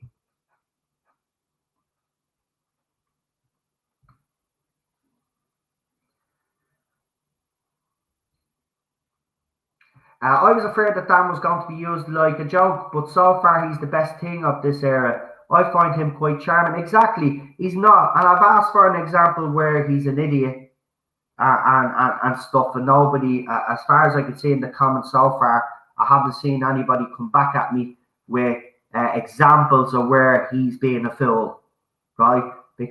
Or he's being treated like a fool, because he hasn't actually. He hasn't. Even last night when Jodie Whittaker doctor gave out to him last night, I wasn't mad because I could understand where the doctor was coming from. She was trying to protect him. He wanted to go in and save his girlfriend, but she said, no, because you could end up dying, sort of situation. So I understood that. But if people are twisting that scene and saying, but look at the way she treated that, I'm sorry, then you are just caught up in this echo chamber. And I don't blame you, because you've been treated like shit by Chris Chibnall and everybody else, and the writing hasn't been great. But you have to look at this objectively, and I think people's vision is being skewed by certain things that have happened in past seasons under Chibnall.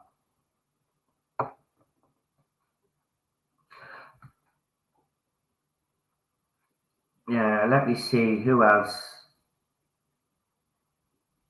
Ballstrek and Neurotic. I just think especially Ballstrek goes too far calling everyone a different colour and gender is a diversity hire. It's not the best way to treat people and to move forward. Okay, well, here's the thing. Ballstrek can do whatever he wants on his channel, and so can Gary. The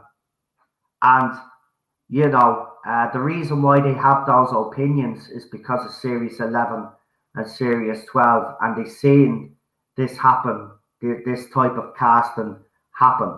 Well, I'll give an example, right? I'll give one example why Chris Chibnall gets so much stick, right? And here's the example. In one of the specials, the Dalek specials, he introduced a gay character, right, into the show. And literally this bloke turned around and says, I have a boyfriend at home, right? And then was exterminated by the Daleks. This certain character has his own page, right? The fans have literally put up a page. This is why we give out, right? Chris Chibnall does not do diversity properly. When he's introducing LGBTQ plus characters, he doesn't do them properly. RTD did. Look at Captain Jack, Jenny, Vastra. You know, plenty of characters. Alonso on the Titanic episode, right? Voyage of the Damned. Look at all those characters and how they were developed, right? Chris Chibnall says, okay, what box do we need to check this week? Oh, we need a gay character now to fill the quota. Let's bring one in, right? Says, oh, I have a boyfriend, and you get exterminated by Daleks, right? So while I personally don't use those words myself when I'm talking about different characters on the show, Gary and Bolstrek have every right to do what they want to do and how they want to frame it on their channels. And yes, they are friends of mine and they have helped me out a lot. But I'm, at the end of the day, as I said, and it includes with the Jodie Whittaker fans, every fan has the right to express their opinion how they want. Right? Once it's not evil or degrading or stuff like that, then they can do whatever the hell they want. And that's the way they see it, though. So if that's the way they see it, they have every right to report it that way. You know, at the end of the day, I don't police what other people do on their channels. They can do whatever they want on their channels. And again, someone did make the point in the chat, Megan. You know, you don't have to watch these YouTubers. You don't have to watch Bolstrek. You don't have to watch Gary. They're not forcing you to watch their videos or their live streams. Nobody forces anybody to watch content on YouTube. If you have a problem with those two particular streamers or other streamers out there, then you have the choice not to watch them. That's down to you. It's not their fault if you somehow are upset or feel angry by what they have to say. You do have that choice not to listen to them. And this is what these guys do actually say. You don't have to listen to our videos. You don't have to tune in. You don't have to subscribe. And I say the same on my channel. You know, I get a lot of hate on this channel. I get called all sorts of names. Again, I'll say to people, you don't have to watch my videos. You choose to watch my videos so you can bitch and moan about. Not you, Megan. I'm talking about the fans that have attacked me here, by the way. They choose to bitch and moan at me. But they also have the choice of not watching me. But they choose to watch me because they want something to bitch about. Like, for example, we got 51 people watching now. I know for a fact that half of them that are watching me now are Jodie, are fans of this era, right? There's one has disappeared already, right? But they have the choice not to listen to me, right? They have the choice to ignore my tweets on Twitter, right? But they choose not to. So if they're going to come out and have a go at me and slag me off, well, then I have every right to defend myself. Again, as I said, these people, you know, you don't have to watch what I have to say. And if you don't agree, that's fine, fair enough. Don't watch me. I have people that clearly do want to listen to me. So if you don't want to hear what I have to say, well, then don't watch me. It's as simple as that. Nobody's forcing anybody to watch any videos.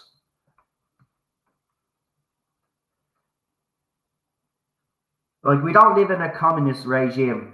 You know, we're not sending people around knocking at your doors. You watch Gary from Neurotic. You watch Bolstrek. You watch the TARDIS Zone. Nobody's telling you to do that.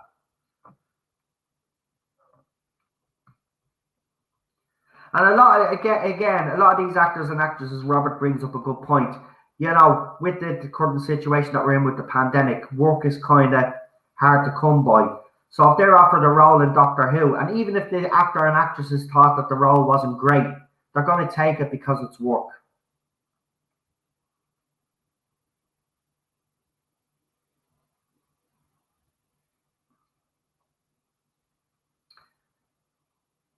Like, I'm not having a go. All I'm just saying is that people out there have a choice what streamers to watch.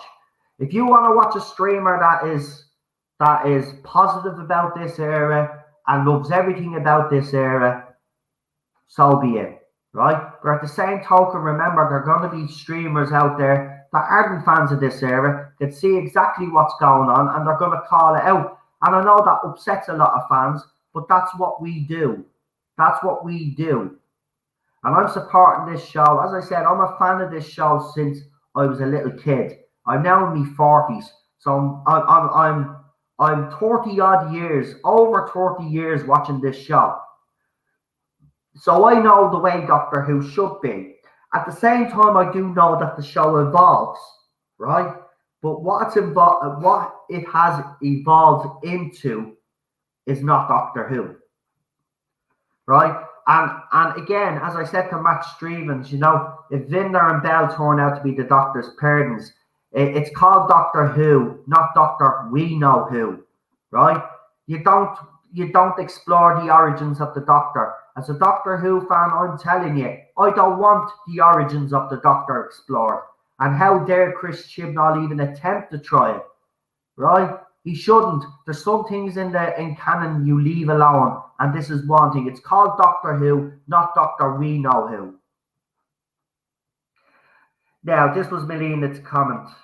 Thanks, Melina, for putting up. I'm a bit behind on the chat, love, so I apologise for taking so long to get to your chat. There, you literally put it up at 10 past 11. Sorry.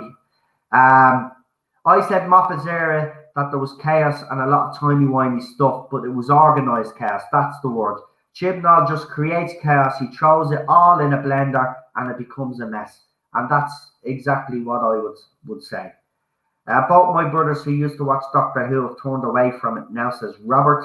My dad was a Doctor Who fan. Now, he hasn't, in all fairness, I'll say this, he hasn't watched the new Who era, even since Christopher Eccleston. To him, he's a purist. Classic Who is the only Who.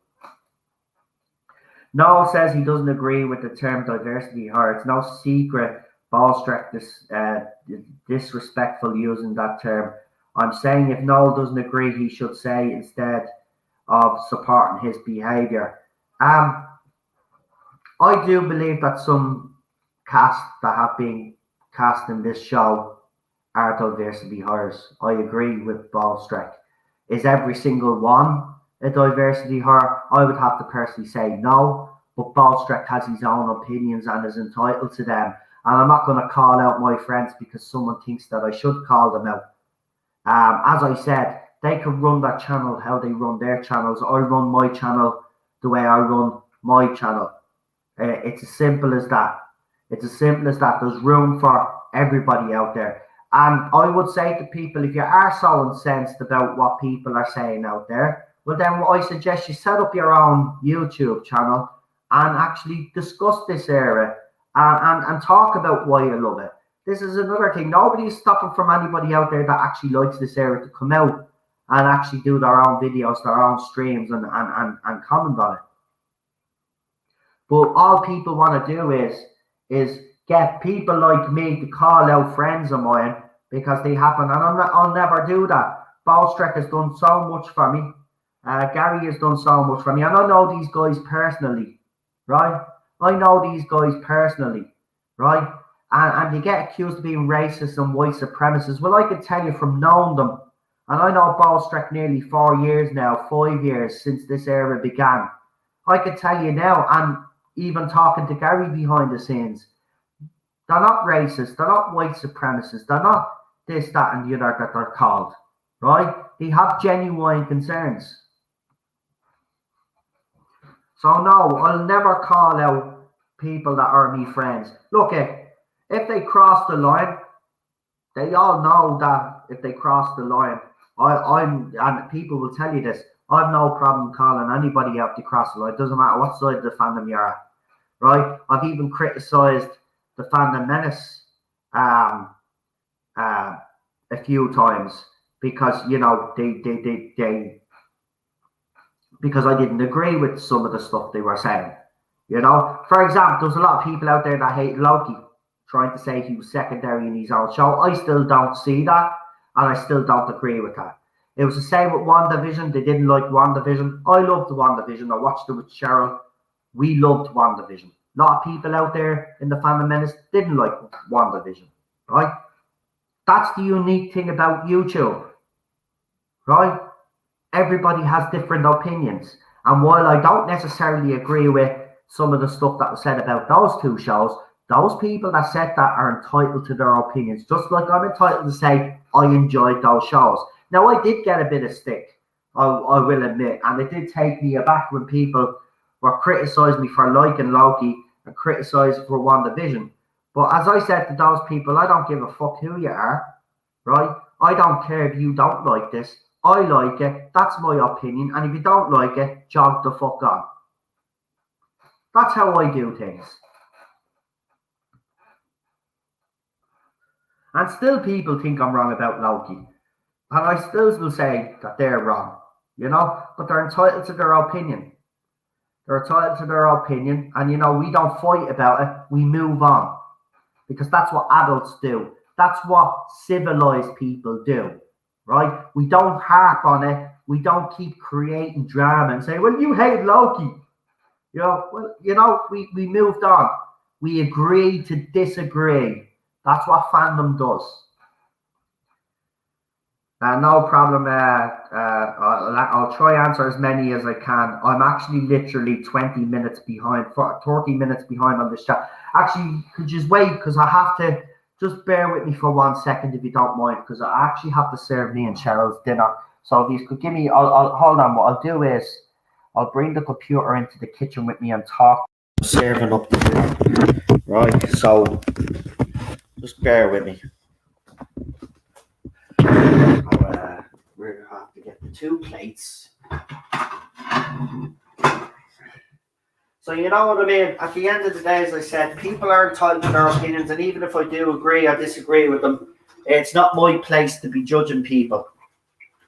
Right? And that's what's happened in society as well. Too many people are judging people, and they judge their characters on what they say on videos, which is totally wrong, in my opinion. You know? Totally wrong. I know these people behind the scenes, right? I talk to these people nearly on a daily basis behind the scenes, and I know them better than you guys do.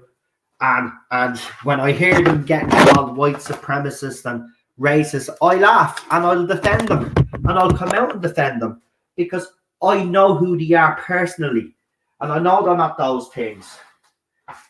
As I said, everybody's entitled to their opinion, even if you don't agree with it or you don't agree with the way they word certain things. It doesn't matter. They're entitled to that opinion.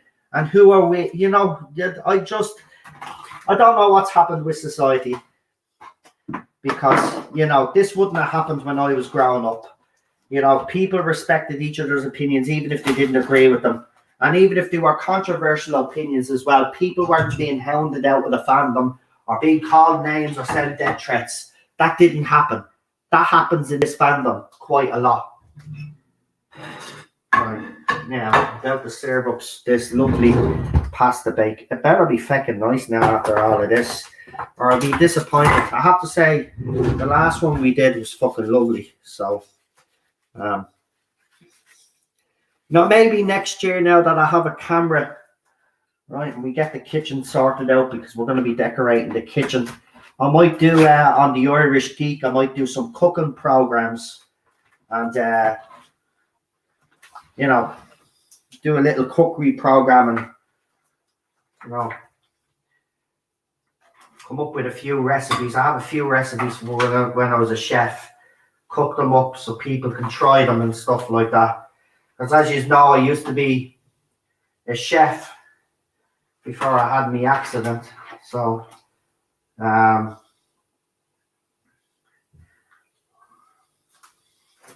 Cheryl, I hope she's not affecting sleep, man. We're having this late. Yeah, so maybe next year, when we get sorted, you know, I might get some cooking programs going. If you are all into that, actually, you know, if you want me to do something like that, I will. I think she might be asleep. Hope not. It'd be a fucking waste.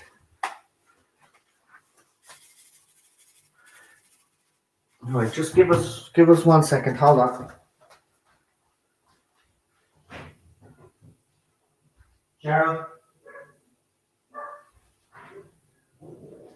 Cheryl? You're dinner, right? Yeah, you forgot your dinner, you little bit. I'm still streaming. Oh, yeah. Oh, where are you? Oh, okay. Right, she's up. She did. She fell a fucking sleep. But that was my fault because I left it on a bit longer than I should have. But it looks lovely. It smells lovely. Right, so back to the table, folks. And I'll answer a few more questions and then we'll wrap it up. But let's see.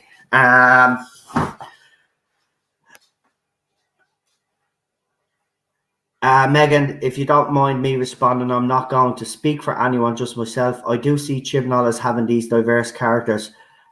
Looks to be there for woke points because he has these characters and without any character development. And that's why Ballstreck and others will call them diversity hires, for the simple fact of the matter is they're not getting character development. This is what I'm trying to say. And this is why Chris Chibnall is leaving himself open to be attacked and accused of that. Jodie Whittaker has forgot how to act. Not sorry, it's true.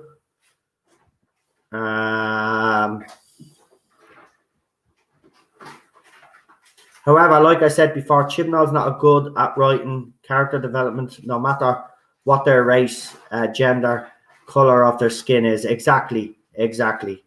Are you streaming till the midnight announcement? No. What midnight announcement? What have I missed? Can someone tell me what that midnight announcement is all about? Because I haven't got a clue there. If there's a midnight announcement, then yeah, we're only 10 minutes away. Why not? Time for bed, says Leland. Good night, Leland. Have a good one. Have a good one. Have we any more of that Parmesan cheese left? Do you remember you got in the shaky thing? No. Okay. Megan means well, I understand where she's coming from. Megan has the right to not watch a YouTuber and share her opinion, but we should not encourage YouTubers talking bad about other YouTubers. Exactly. That's why I refuse to do it. I won't shit talk anybody that I know anyway. Especially people that have been very, very good friends of mine.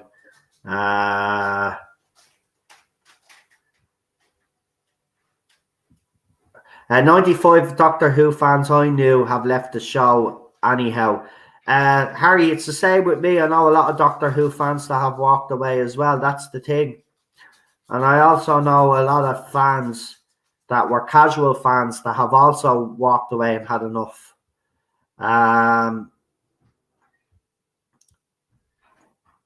See, this is the thing. You could choose to ignore the timeless child and move on with your life, like when RTD ignored when the Doctor was half human.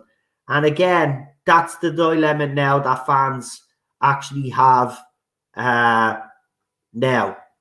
So good point, Bad Wolf Gamer. Good point there. Rumour has it Jodie will be staying on and will be revealed as the 14th Doctor. She's not staying on. She's gone. She's officially gone. She did say, see, this is not a rumour, actually. This was a report by the Radio Times. What she did say is that she did consider changing her mind because she wouldn't mind being written under RTD. But she's not going to be written by RTD because she will be gone. She is not staying on as the 14th Doctor. She's officially announced that she's leaving along with Chris Chibnall. BBC are not going to go back on that. And anyway, even if BBC did, it's nothing to do with them now because Bad Wolf Productions and BBC Studios, which is a separate entity to the BBC themselves, have actually said that they're gone. They're not coming back. And this whole Dan and Yaz thing, the possibility of them coming back, that's just the Radio Times, as usual, with their little spin. Dan and Yaz are not coming back either.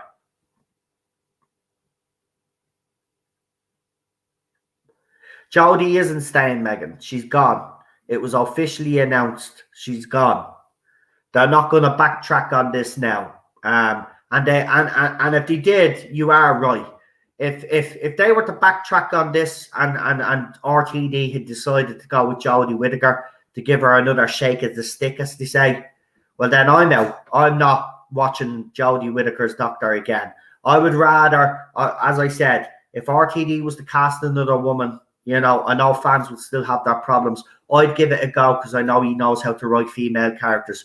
But if he was to bring Jodie Whittaker into his 14th era, then no, I'm done. I'm done. She's a bad actress. I'm sorry. For me, she's a bad actress, right? Others think she is a good actress, but she's miscast. I don't. I think she's flat out a bad actress. Jodie isn't staying. And that's a fact. Right, we're nearly caught up. We're nearly caught up. Let me see. And she's officially wrapped. No, she's gone. She's gone. There's no rumor. Whoever's put that rumor out there, Megan, is trying to play with you. Because they've already officially announced, both of them have officially announced, and BBC have officially announced they're gone. It's been on all the Doctor Who social medias. She has left. She did an interview with Graham Norton. She is gone. She said it. She's gone. She doesn't even know who's being cast as the 14th Doctor because they haven't told her. And the same thing with Chibnall. He doesn't know who the 14th Doctor is because he hasn't been told, because they're gone. It's nothing to do with them now. Let's see.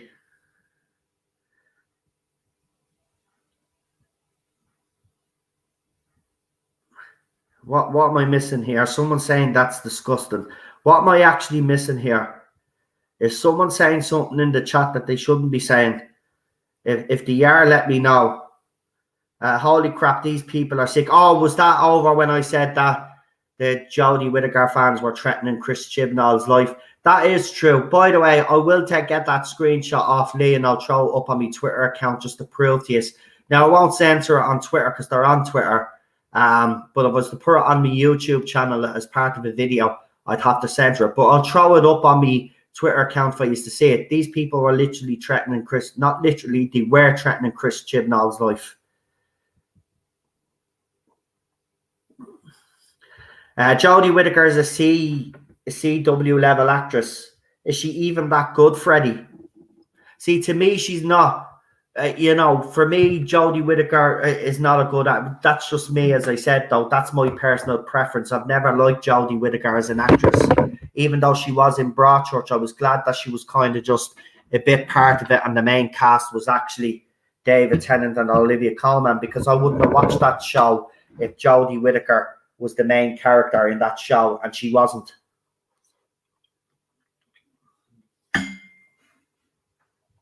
Okay, that pasta bake is actually nice. Would you like to see it? I don't know if I can actually show you on the plate. I'll try my best.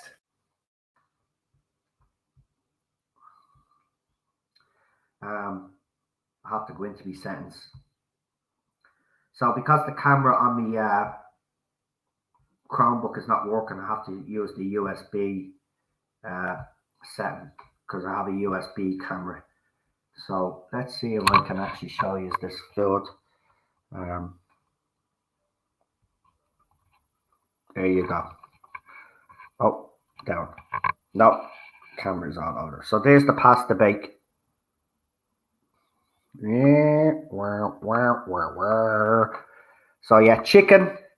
As I said, little baby tomatoes. We got some chicken there. We got some greens. We got some spinach and some lovely sauce there. So that's what I'm eating right now. Never looks great on the plate, but it's fucking gorgeous. Ow! Oh, like a whacking me. Oh, that, Jesus. Oh my God. I just whacked me elbow. Oh, that I'm being punished by Chibnall.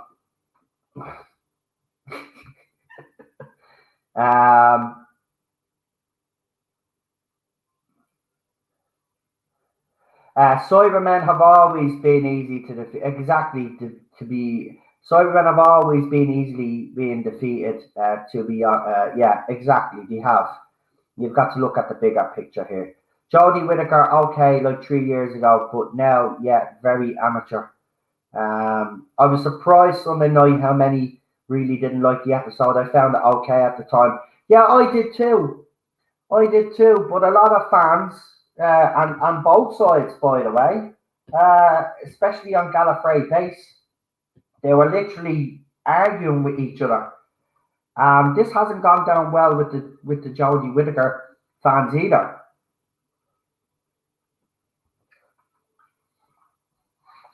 But why? I said it last night. The reason why is because the Doctor's treating Yaz badly, and they don't like that because they were hoping those two characters would be shipped. But it's not going to happen. I think these fans forget it's a family show. And as I said last night, I explained this in great detail. Doctor shouldn't be in a romantic relationship with anybody, whether it is a female doctor or a male character or a male doctor. They shouldn't be in a romantic relationship with either the same sex or the opposite sex, because I think it takes something away from the character. That's why I love Donna Noble and David Tennant's Doctor, because there was none of that romance crap in season 4. Do you think Claire's the 14th Doctor? I would actually have to say that I think Claire is a fugitive Doctor, not the 14th Doctor. I think she's like one of these missing Doctors. But we'll see about this so-called midnight announcement.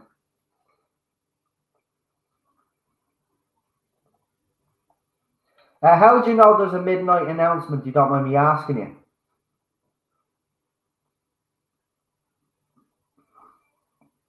People want good stories at the end of the day. Exactly.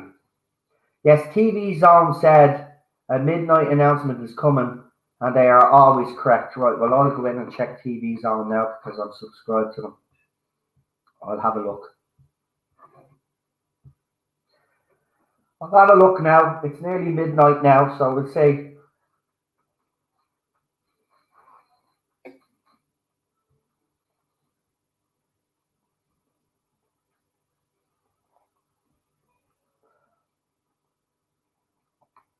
No, I wouldn't be surprised if it's a new trailer for next week's episode.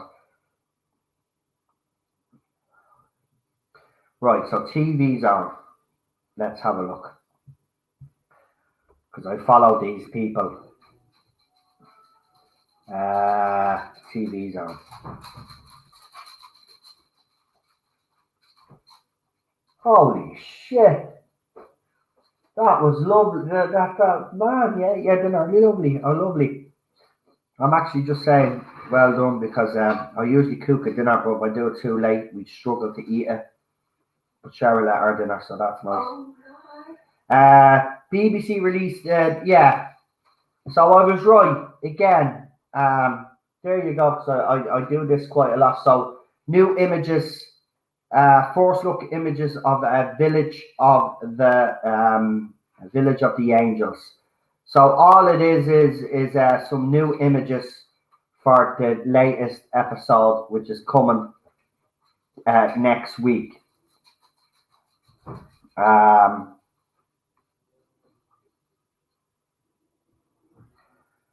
So hold on. We might as well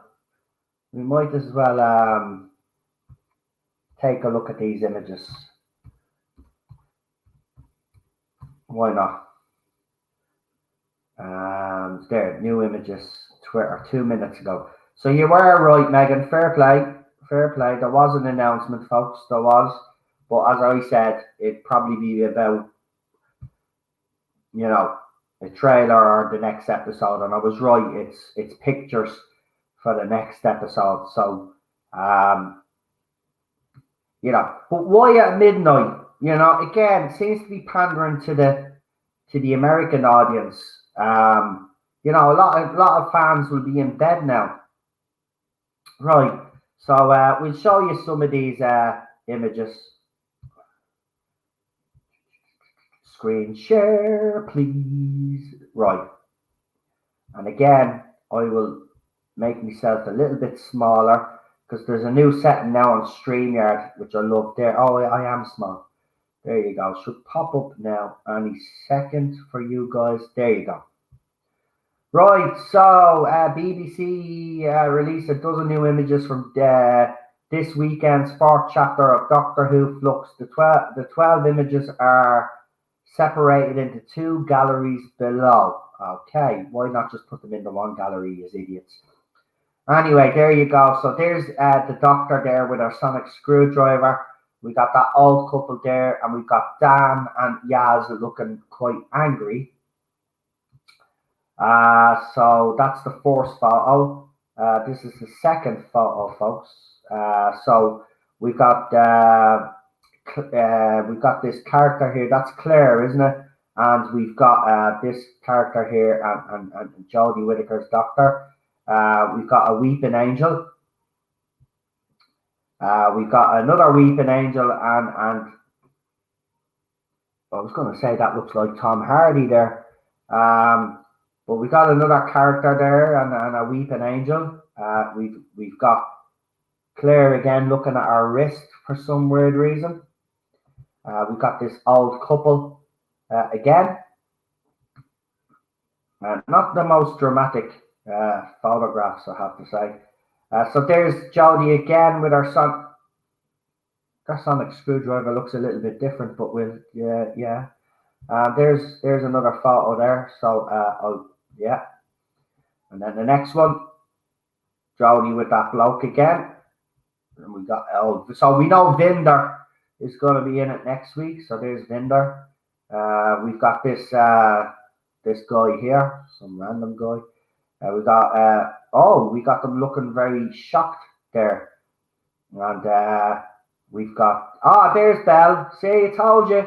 She's got a feature again. This is what I'm saying. Fans have to be careful there. It's not her fault that she's been given poor fucking character development.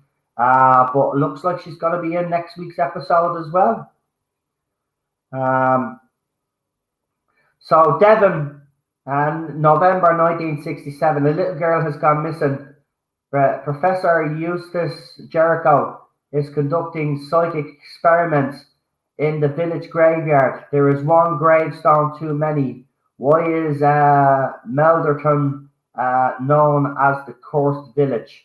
And what do the weeping angels want will be the question to be asked. But of course, on the chin now, we probably won't get the answers to those questions.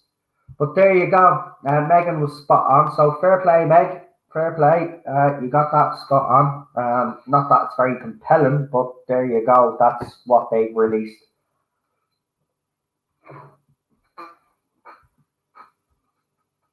Right, let's see if I can catch up on this chat now.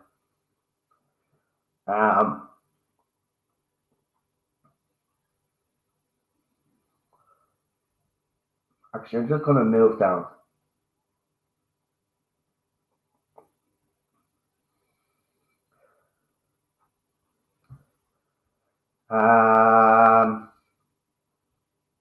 Just looking there. Let's see.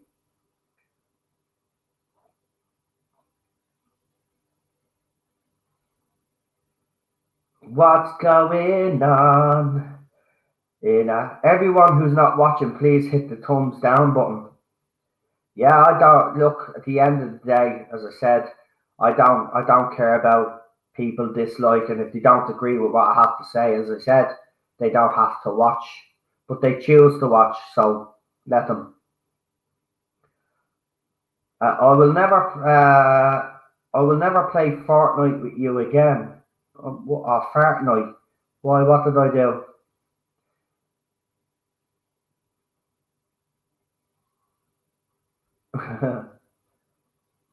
I'm trying to catch up now. I'm nearly there. The TARDIS on society has become completely polarized, and that came from my doctor program leader at uni.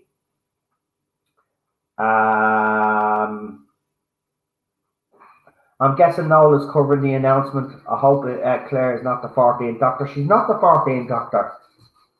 She's not on the list because I don't think RTD is going to cast a woman.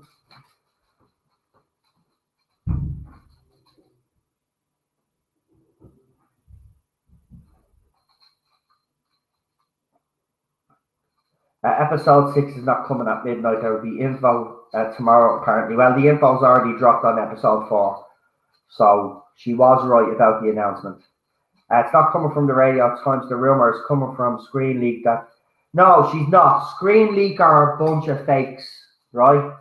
And I don't mind calling these people out. These are the same people that said Sally Wainwright was shooed in as the new showrunner after Chris Chibnall was gone.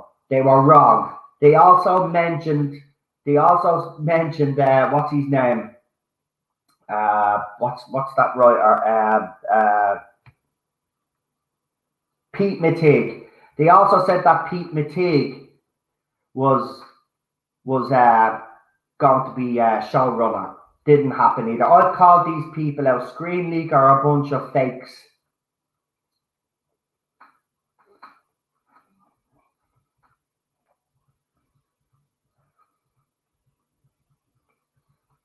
I don't believe in Screen Leak are a bunch of fakes. They've gotten everything wrong that they've spoke about. Everything. Right? We even had YouTubers out there saying, oh, Sally Wainwright has got the job. I came out and said they're talking bullshit. And they were talking bullshit because I already knew that there were people in the frame. And I even spoke about on this channel last year that RTD was in the frame. Right? Don't be listening to Screen Leak. They're a bunch of frauds. They don't have insiders. They don't have insider information. And also, the reason why they don't is because for the simple fact is the old production crew are all gone now. Right? Doctor Who is officially finished in Wales. Right? So RTD has actually said that he's sitting back and he's watching the Jodie Whittaker era and no decisions will be made just yet. So how are they getting information about something that hasn't even happened yet? They're lying. They're lying just like you are lying about Pete Mitigue and Sally Wainwright. I've even called them out and they ignore me because they know I'm right. I called them out straight. Screen Leak are a bunch of frauds.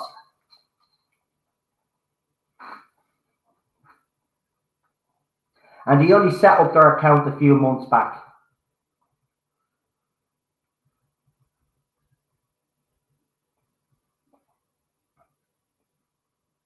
Yeah, Jodie's not staying. I'm being honest with you, Megan. Look, I know there are fans out there upset that Jodie is gone, but she is officially gone. This is the same people, as I said, that said that Sally Wainwright was a shoo-in. I'll actually even get that tweets up, right? Because I have no problem getting that tweets up and reading them out to you, right? Right? I know they're lying because I've proven them to be liars, right? So I will read out all the Doctor Who rumours that they've thrown out, right? And you will see that there's a startling connection here. They don't get anything right, right? Even with the Spider-Man No Way Home rumours, what they've done is they've got fan theories, right? And they put it out there that they were right about Spider-Man No Way Home. No, they weren't. They were wrong. They were way off.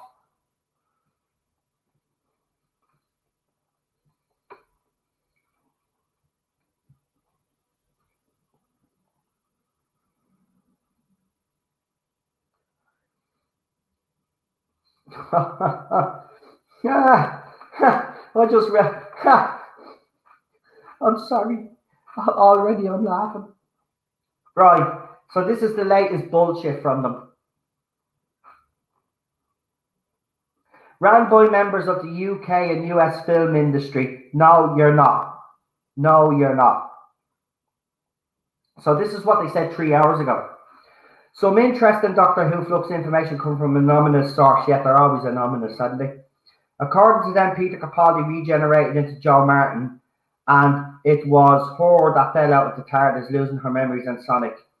what we have seen in Doctor Who's false memory of the regeneration. So what they've basically done is they've watched the episodes that have aired so far, and now they've come up with a stupid fan theory, right? Or come up with their own theory, and they're putting it out. Oh, an anonymous source gave it to us.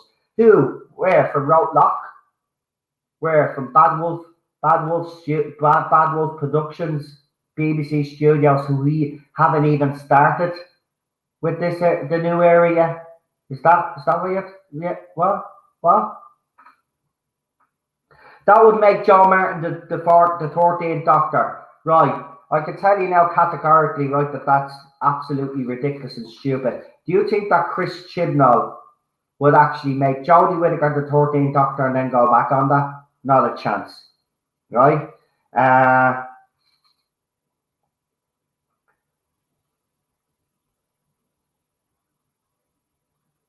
So here's one, right? Because I discussed this early November when RTD was announced. I wouldn't be surprised if he's coming back as a shadow writer, right? So they're obviously listening to my streams because then they put this out. We're hearing interesting rumours that RTD was a writing consultant on Doctor Who Flux. And the reason why they're saying that is because some fans out there have said, oh, this series of Doctor Who Flux is very RTD-esque and Moffat-esque, right? So, again, bullshit, right? But where's the Doctor Who leaks? Because this is what I want to actually concentrate.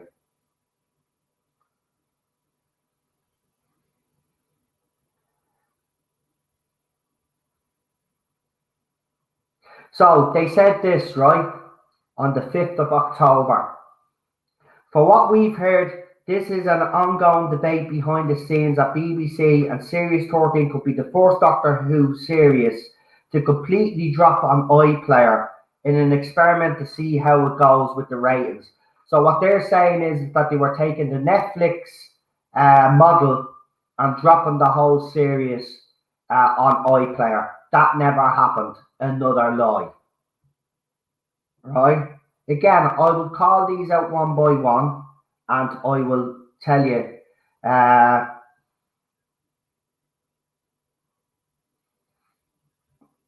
So they talk about scheduling, which there's nothing to really.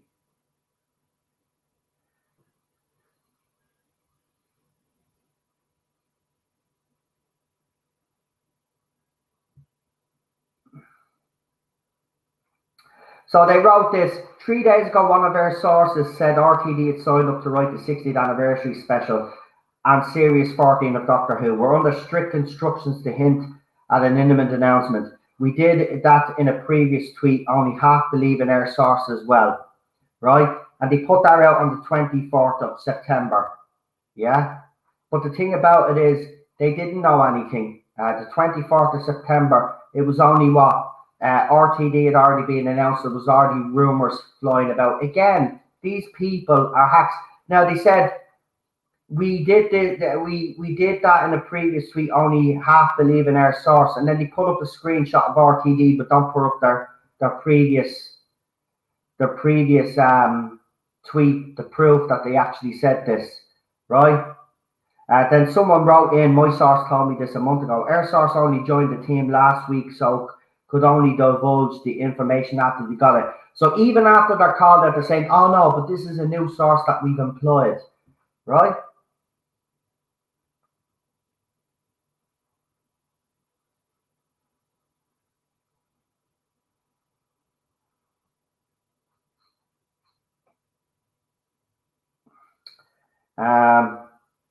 Where's the rest of this? Right, look, there's the Spider-Man ones. Fuck them. Right, this is the biggest one. This was the 5th of August, and I did a video, by the way, calling this out and calling out the YouTuber that was actually putting that out there. Do you know what? I reckon our sources are two particular YouTubers in the fandom who don't like this fans, who claim to have insider information, but in reality actually don't have insider information. They're a bunch of assholes that make stuff up because, they want to upset the fandom. So this is what they said on the 5th of August. A rather consistent and plausible rumour currently spreading right now is the award-winning writer Sally Wainwright has landed a Doctor Who showrunner gig.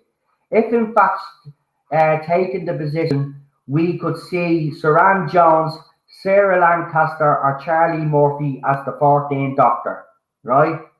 This would be a huge gain for Doctor Who if Wainwright takes charge of the sci-fi show. Sally has a consistent flow of high-quality, critically acclaimed shows produced by the BBC. She also won a BAFTA for her writing.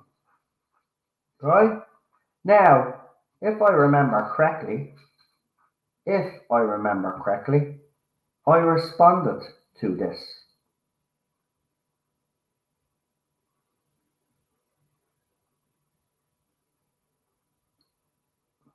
Pretty sure I did respond to this. Or it must have been the next one. I think it was the Pete McTeague one I responded to. Right? So, they're saying Sally Wainwright on the 5th of August. Right? Now, watch this. So now, right, they've changed their tune yet again. They said, interesting. Received a DM this morning from a source that wants to remain anonymous. All your sources, look, sources do remain anonymous, but when someone actually starts off with the sources want to remain anonymous, or we've just recently employed a new source, they're talking out of their backsides. Nobody employs a new source. A source comes to them because they either think they're reliable and will put the news out or something like that. This is all bullshit. So this is what they said. Interesting. Received a DM this morning from a source that wants to remain anonymous. They're saying that the next showrunner for Doctor Who is Jed Miracro, with Kaylee Hawes set to become the 14th Doctor. So twice they've got two different sources that are saying two different showrunners and named different actors. Take this with a humongous pinch of salt. What do you think about this? Right? So then we are talking, right? So they did put out a tweet to say that there was going to be an embargoed press release, right? And I called them out and I says, this is what I said. So they'll say, so they wrote, because someone called them out and they go, why is this taking so slow? Hurry the fuck. Right. So I wrote, because they were writing up some rubbish, right, about Torchwood. And I said, actually, no decisions have been made. And yes, I wanted them gone. Still doesn't change the fact that you're wrong. So tell me what's happened to your Torchwood news. Oh, yeah, that never happened. Pipe down. Because they tried to say that Torchwood was to come back even before it was even RTD was even announced. Now that could be a possibility because of RTD. But you see, the thing about it is now, I guarantee you now, if Torchwood does come back, they'll go back to this tweet on the 29th of July and say that you are right. They were wrong, right? Because there was no discussions about Torchwood because John Barrowman was still facing a backlash. So what they wrote in response to me, we'll see, I think it's clear that if there's an embargoed press release prepped for the announcement of the departure of two major players, the replacements are being lined up. Barrowman happened, right? And then I responded back by saying, no embargo press release, because if there was one, I'd know about it, and so would Eddie of Dr. TV. Now it transpired that there was no embargoed press release at that time, and you can check the date is the 29th of July. There was no embargoed press release at that time. So another lie. And then decisions have definitely been made. Perhaps not our verdict, but they have been made. An announcement will follow after Series 13. Right, well, the announcement actually happened before Series 13. And it was RTD, but everybody knew that a decision would be made. And the only reason why I think the decision was actually talked about then is because I think the papers got a hold of it and they were going to leak it. So this is not news. This is not news, right? So here it is. Here's the one. Our thoughts on the future Doctor Who. We think it's safe to say Pete McTeague has secured the position of showrunner. We would also say his choice for the 14th Doctor would be Scottish actress Laura Fraser from The Pact and Breaking Bad. Thoughts, right? So in 3 separate tweets, they've come out with 3 separate showrunners, right? And several different actors and actresses to play the Doctor. As I said, Screen Leak are a bunch of frauds, right? Not once or one announcement that they've made on their tweets have come to fruition, right? Not one. Now, they also do Doctor Who, not Doctor Who rumours, Spider-Man rumours, which are way off as well, right? Which are based off fan leaks and photographs that they think are real. So they see them, and I tell you, this is what's happening. So there's a group of them, right? They're pretending to be sources. And what they're doing is they're looking at fan theory. They're looking at what fans want. They're looking at certain so-called leaked information, maybe fake photographs and stuff like that, and they're coming up with all types of theories, but they're putting it out as, oh well, we have a source, but the source wants to remain anonymous, right? Look at how I do things. Yes, my sources are anonymous, right? But look at the hit rate I've had. So who would you believe over Screen Leak, them or me?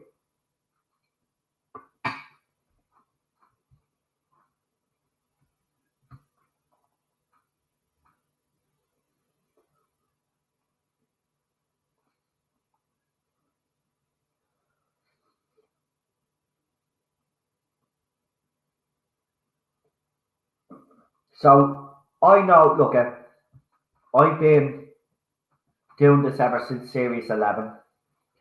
I've built up a relationship with my sources over those years. Also, Eddie has built up relationships with the sources that he has.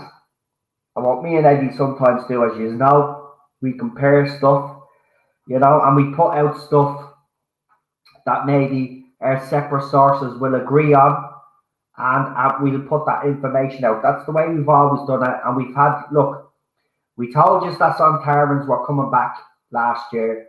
They came back, right? People laughed at me. We spoke about the Weeping Angels before the Weeping Angels were even announced. Look, as I said, I've been too long in this game to know who the frauds are. And Screen Leak are not to be listened to when it comes to Doctor Who rumours. All they are is shit stirrers in the fandom and liars. And I'll call them out because they've been proven to be liars. I've actually proven them to be liars right now with 3 separate tweets just alone on the showrunner.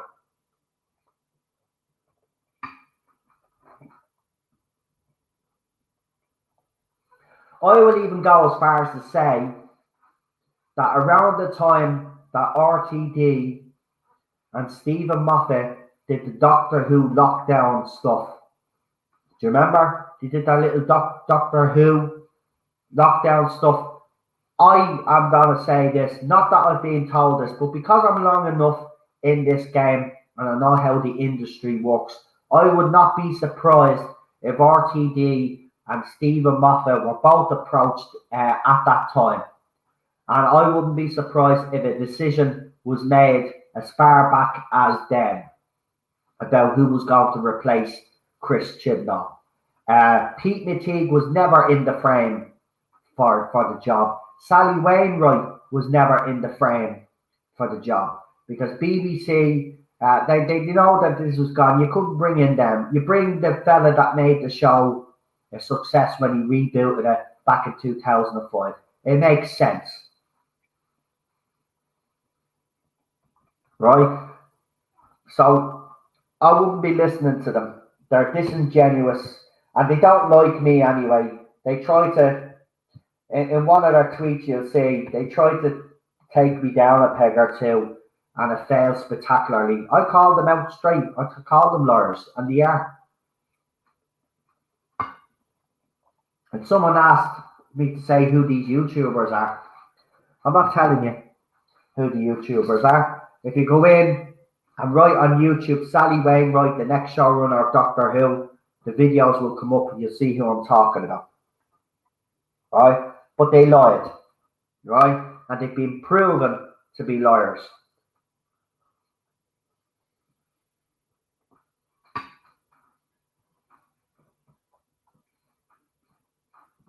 And I don't know why they do it. I really don't. It baffles me why people out there think it's okay to come out and get fans' hopes up. You know, because some fans didn't mind Pete McTeague. There are some fans that actually don't mind Sally Wainwright. But to be lying to them when there's no evidence to back it up, because a certain YouTuber out there said, and this is how this rumor began with Screen Leak, and this is why I know they're frauds, and I know that their sources are YouTubers, right? Is because a particular YouTuber out there said that they knew someone who knew someone who knew someone that said that Sally Wainwright was the next showrunner, right? Actually, I'll tell you who that YouTuber was. It was the Council of Geeks. He came out with that rumor first. They latched onto it and then tried to say a consistent rumor that's going around and their sources and blah, blah, blah, blah. Right? Their sources are literally YouTubers. They scan YouTubers' channels. They'll see what rumors they're talking about. Then they'll go on to their bleeding Twitter account and then say, oh, we've received new information from a source, an anonymous source, who's telling us that Sally Wainwright, Pete McTeague, and whoever the other fellow was, Jed, are the showrunners of Doctor Who. Right? And I called Council of Geeks out and said he's bullshitting, talking out of their arses. Right? And I was right. You know someone that knows someone that knows someone that's Sally Wainwright. Get away. Even saying that on a stream sounds fucking stupid. But they were wrong.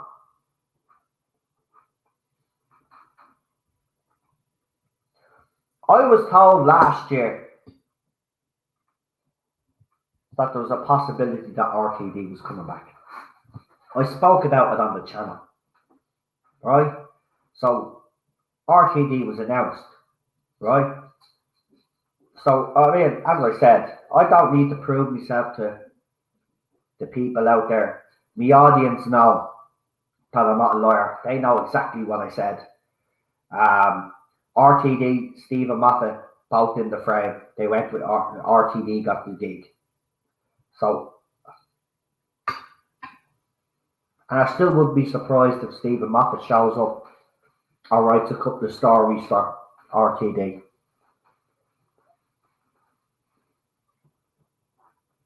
So, Claire is not the 14th Doctor. Bullshit. Joe Martin, Peter Capaldi did not regenerate into Joe Martin because we've seen her regenerate into Jodie Whittaker. Jodie Whittaker's Doctor was the Doctor that was pushed out of the TARDIS or fell out of the TARDIS, right? Wasn't Joe Martin, right? So what's he going to do? He's going to pretend that that was a fake memory and make it out that it's Joe Martin now, and fans are supposed to buy that. Fans are supposed to buy that. And by the way, the only reason why they're saying that, right, it's actually weird. I've just copped it now. So they came out with that today. So they literally watched last night's episode where Joe Martin's Doctor was talking to Jodie Whittaker through a mirror, and then they kept alternating between the two. Do you see what they're doing? Open your eyes. They're literally using what's on screen, and they're coming up with a pathetic rumor that Joe Martin's the 14th Doctor or the 13th Doctor. Right? And because some fans will speculate maybe Claire is the 14th Doctor, I disagree. I actually think that she might be one of these fugitive doctors, or she's someone else, but she's definitely not a Doctor that's taken over. Because RTD himself, in an interview, has actually said that he hasn't even thought about the casting yet. Now, that could be untrue. He could be doing things behind the scenes that we don't know about. But this guy is normally a straight shooter, so I tend to believe when he tells me that he hasn't made any decision yet. And he doesn't need to make any decision yet, because next year we have a couple of specials, right, from Chris Chibnall to come, New Year's Day, then we got another one, and then the centenary. He takes over the 60th. So he has a whole year, right, because we're in November now. He has a whole year to make all those decisions, right? Actually, he has 2 years, because we're 58 years young. He has 2 years, right, to start casting, to start putting his whole plan together. He has 2 years, because next year it's all Chris Chibnall until we get to the anniversary. So, look, as I said, like, you have to be very careful who you are listening to, but they're frauds.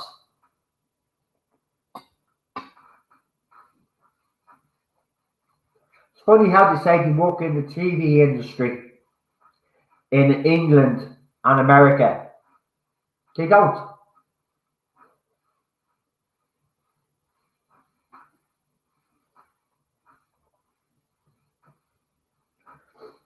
Look, there's loads of stupid rumours flying around. XSM. You know, as I said, I'm not saying that you should exclusively listen to this channel when it comes to Doctor Who rumours, but come on, a lot of you guys are very clever. You aren't stupid, right? You know what rumours sound ridiculous and what rumours could have some validity to them, right? But again, as I said, I'll say it out straight. Their sources are YouTubers. They're scanning people's YouTube channels and they're framing it as if they're receiving information. They're not receiving information. And the account was only set up this year, if I'm correct in saying, yeah. I think it was the middle of the year, June or July, or probably, no, I think it was March or something like that. But that Screen Leak account is not even a year old yet, as far as I know, right? And it just popped up out of nowhere. And as I said, I've called them out a few times, and they've been wrong, right? And then when they get caught out, then they try to do what all people say. Well, as we said, it's from multiple sources, you know, and that's how they get away with it. I think my sources have already proved that they're spot on. You know, if you don't get everything right, I'm not going to sit here and claim that I've gotten everything right. I haven't. But compared to other people out there that put out rumor and speculation, my sources have been pretty accurate and have gotten a good hit rate.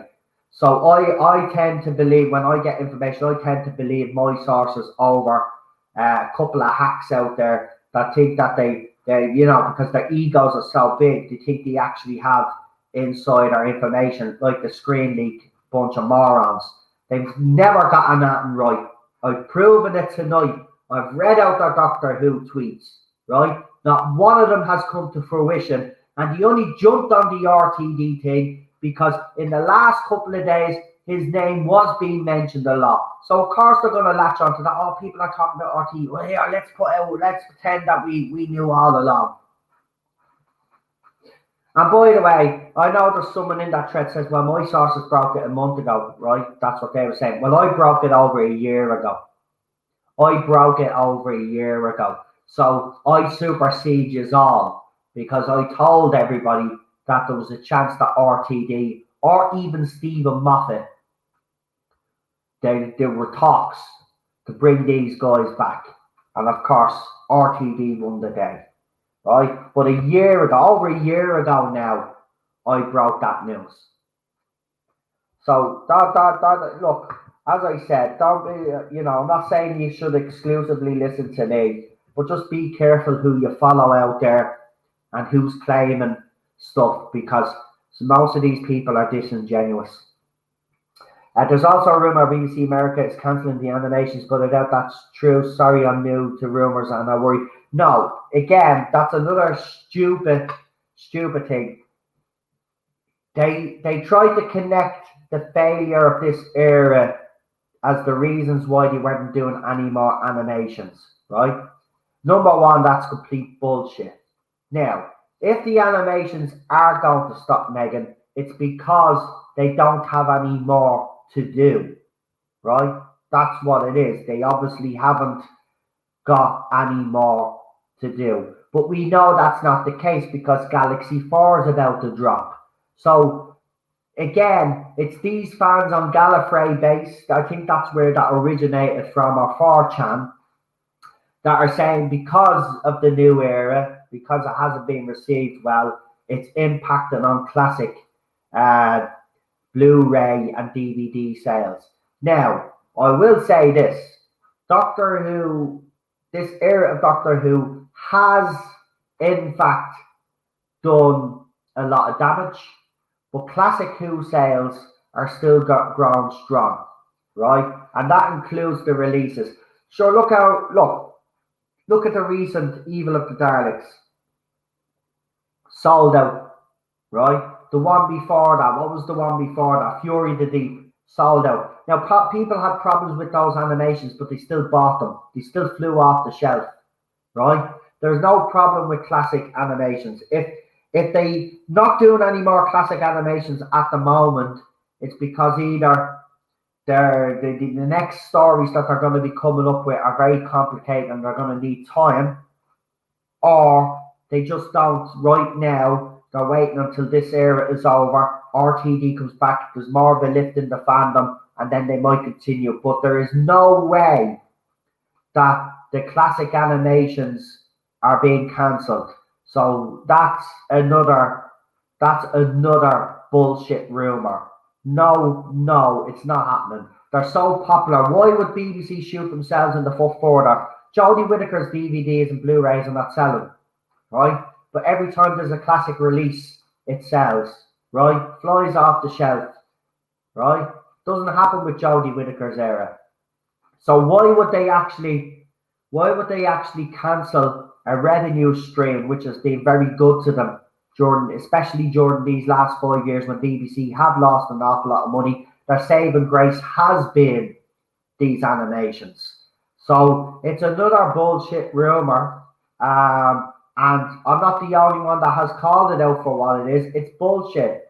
The classic animations have nothing to do with the current era, which therefore means that they're not affecting the sales of classic merch or classic DVDs or the Blu-rays or whatever. They're not.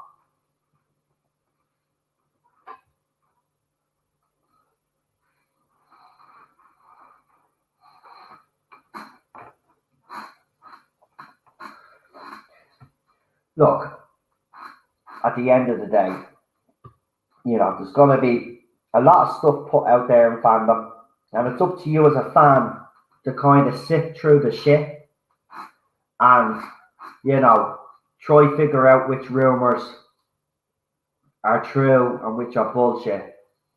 I just don't like liars. I get accused of that being myself, but I do make it clear that they're rumor and speculation. But as I said, me sources seem to have a good hit rate, so people do listen to me a little bit more.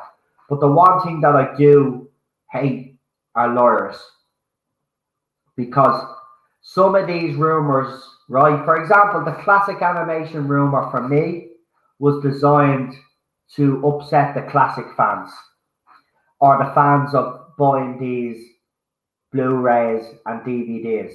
That's what that rumor was designed to do. It's the same with someone went into Gary's video, I think it was, or Az's video, both of them, and claimed that Russell T Davis was to say that he was going to respect the timeless child, the timeless children. No such quote from RTD actually exists. Some people in this fandom are deliberately going into chats of these streamers, so it'll store up shit in the chat. And then, of course, then the streamers will notice that there's something going on in the chat, and then they will talk about it. But no such quote from RTD exists. because I know everything that RTD has said, because we've all seen everything that RTD has said, because the few words that he did say where he congratulated and he wished Jodie Whittaker and Chris Chibnall the best of luck and that he was going to sit, he's only did one proper little interview. Now, he recently did a thing about Big Finish. He's talking about Big Finish right now because one of these stories is getting torn, and he was talking about that the other day, right? But right now, he's not thinking of anything else.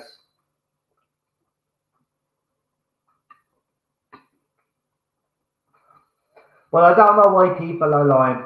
Well, I do, actually. They want to upset people, and I've no time for them.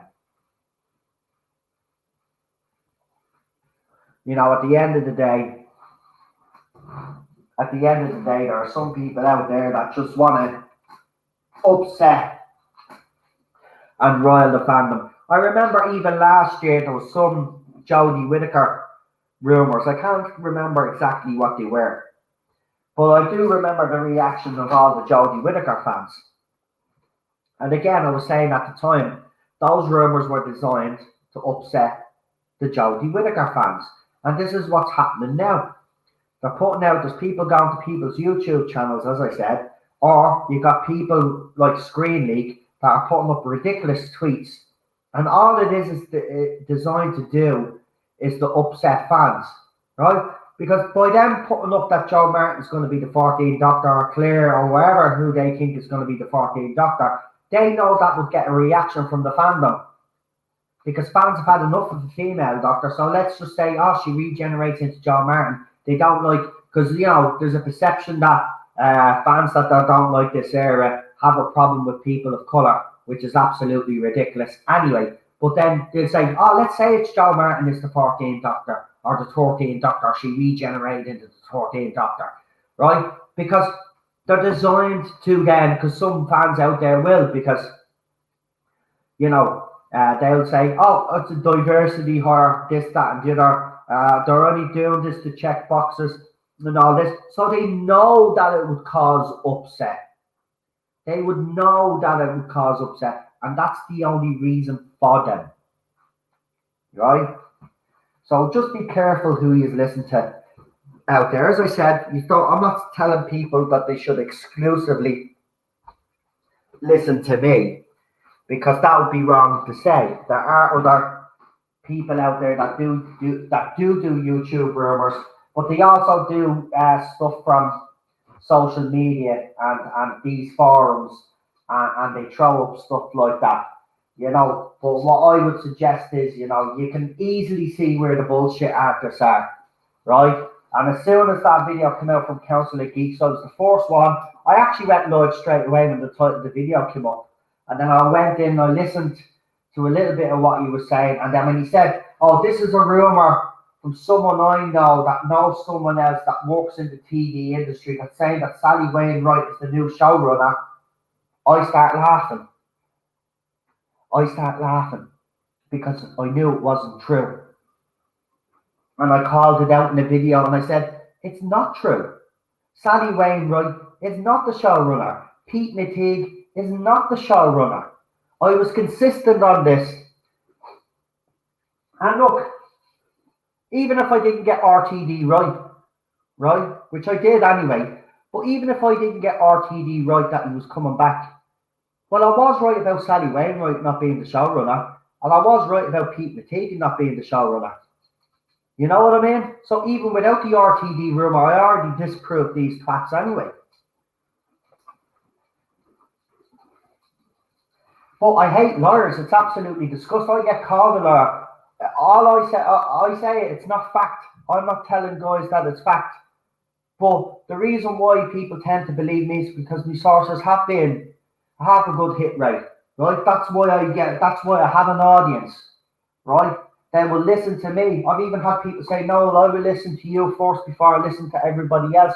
And that's lovely. But what I say is, no, go and check out all of these other videos, because you have to sift through all the bullshit from everybody else. I would say, go and watch all of these streamers, and then you will see for yourselves what I'm talking about. And you can see the ones as well that deliberately make up rumours, right? And they frame them in such a way that riles up either side of the fandom. Either side of the fandom. And that's why I keep saying it. I hate lawyers. I hate lawyers. I've never lied to this fandom in that when I've gotten the information, I've been truthful to what I've gotten. Some of it has panned out. Well, I'd say most of it has panned out, but there has been stuff that I haven't gotten right because that's how it works. If I kept getting everything 100% right, people would start, it doesn't work that way. No source or no person that does rumor and speculation videos gets everything 100% right. They don't. That's impossible, right? Because I'll tell you why it's impossible. Because they might get a leak about something like I did, right? But then things could change, and then it ends up changing then, and then it means then another rumor comes out, oh, well, they've changed this now, it's not going to go the way we first said it, but this is the way we've been told it's going to go now, right? Be very consistent on this as well, right? That's what happens. Rumors, just like titles of episodes, that 4chan rumor, even though the title episodes were wrong, right? That 4chan person could have been right the first time round, right? But then last minute, they decided to change the names of the episode. And I've been told that this happens in the TV industry quite a lot, that they will have a title originally, and then they might like it, and they'll change the title. It doesn't affect the episode, but they might have a certain title for an episode and then think, oh no, I don't like the sound, let's change it. Right? And that's what happens. So, considering that information can change all the time and stuff can, as I said, in a split second, that's why I just say, and I don't give myself a pat on the back. I always say congratulations to my sources. You guys congratulate me because I report it, which is fair enough. But I always give my sources credit because they're the ones that are giving me the information to give to you guys. And they do deserve an awful lot of credit. They do. Did you see the leak of the finale title last week? Yeah, we know all the titles now, yeah, Megan. I actually threw that up. It was leaked and then it was taken down. But I've got some great people in the chat as well. People that support me, sending me screenshots of this and saying, no, look. And I even want to give a special mention to Unknown 289 as well, by the way, because obviously Unknown 289 has been scouring the world of all of these forums and has been in 4chan, and he's picked up some other stuff as well that we spoke about. Now, as you know yourselves, I don't really take 4chan rumors or Reddit leaks seriously. There are other YouTubers out there that do. I don't, because I have my own sources, right? And the people that are putting out rumors and leak videos, they don't actually have sources of their own. Their sources are social media. And see, look, I'm even being honest with people, because people were saying, no, when RTD comes along, does that mean now you're going to be getting rumors for that? Well, right now, I have to be honest. He's gotten everybody from Roadlock is gone, right? They're not using that studio anymore. They're gone. RTD is bringing in his own crew, which means the people that were originally there, that were giving us these rumors, may not be there.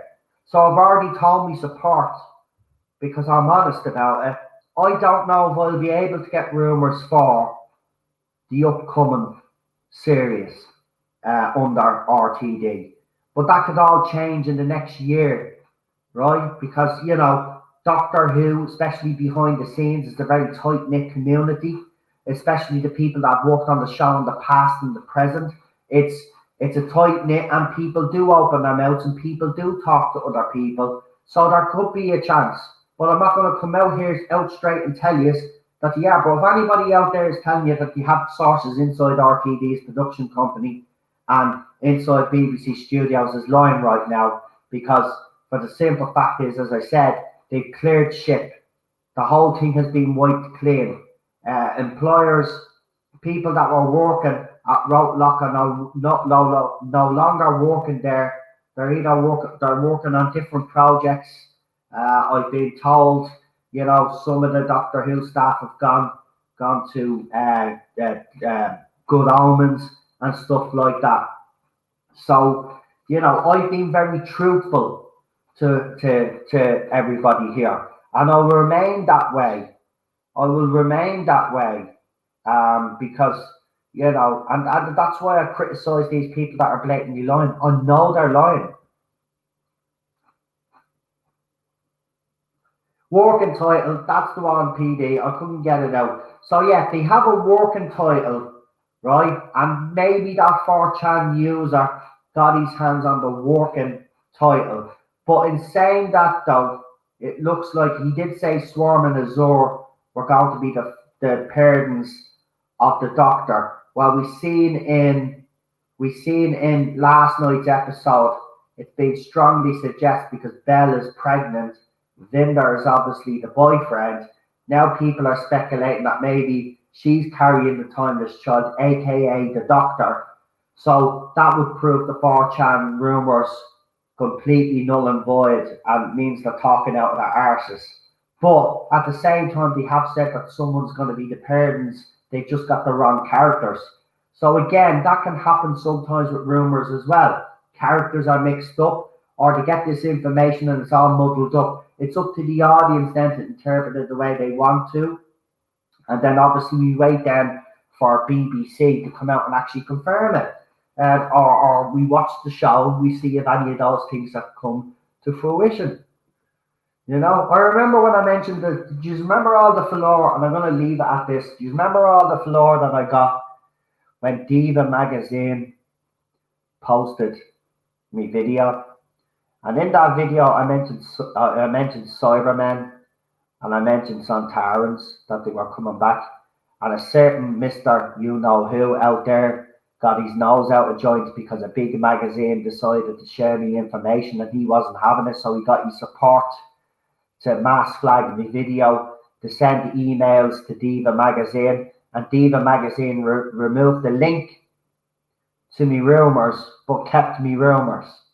Right, so I couldn't obviously make me living off it. So there's a particular YouTuber out there that has tried to ruin my living. I can't work because of different accidents I have, and he's tried to take my livelihood away from me.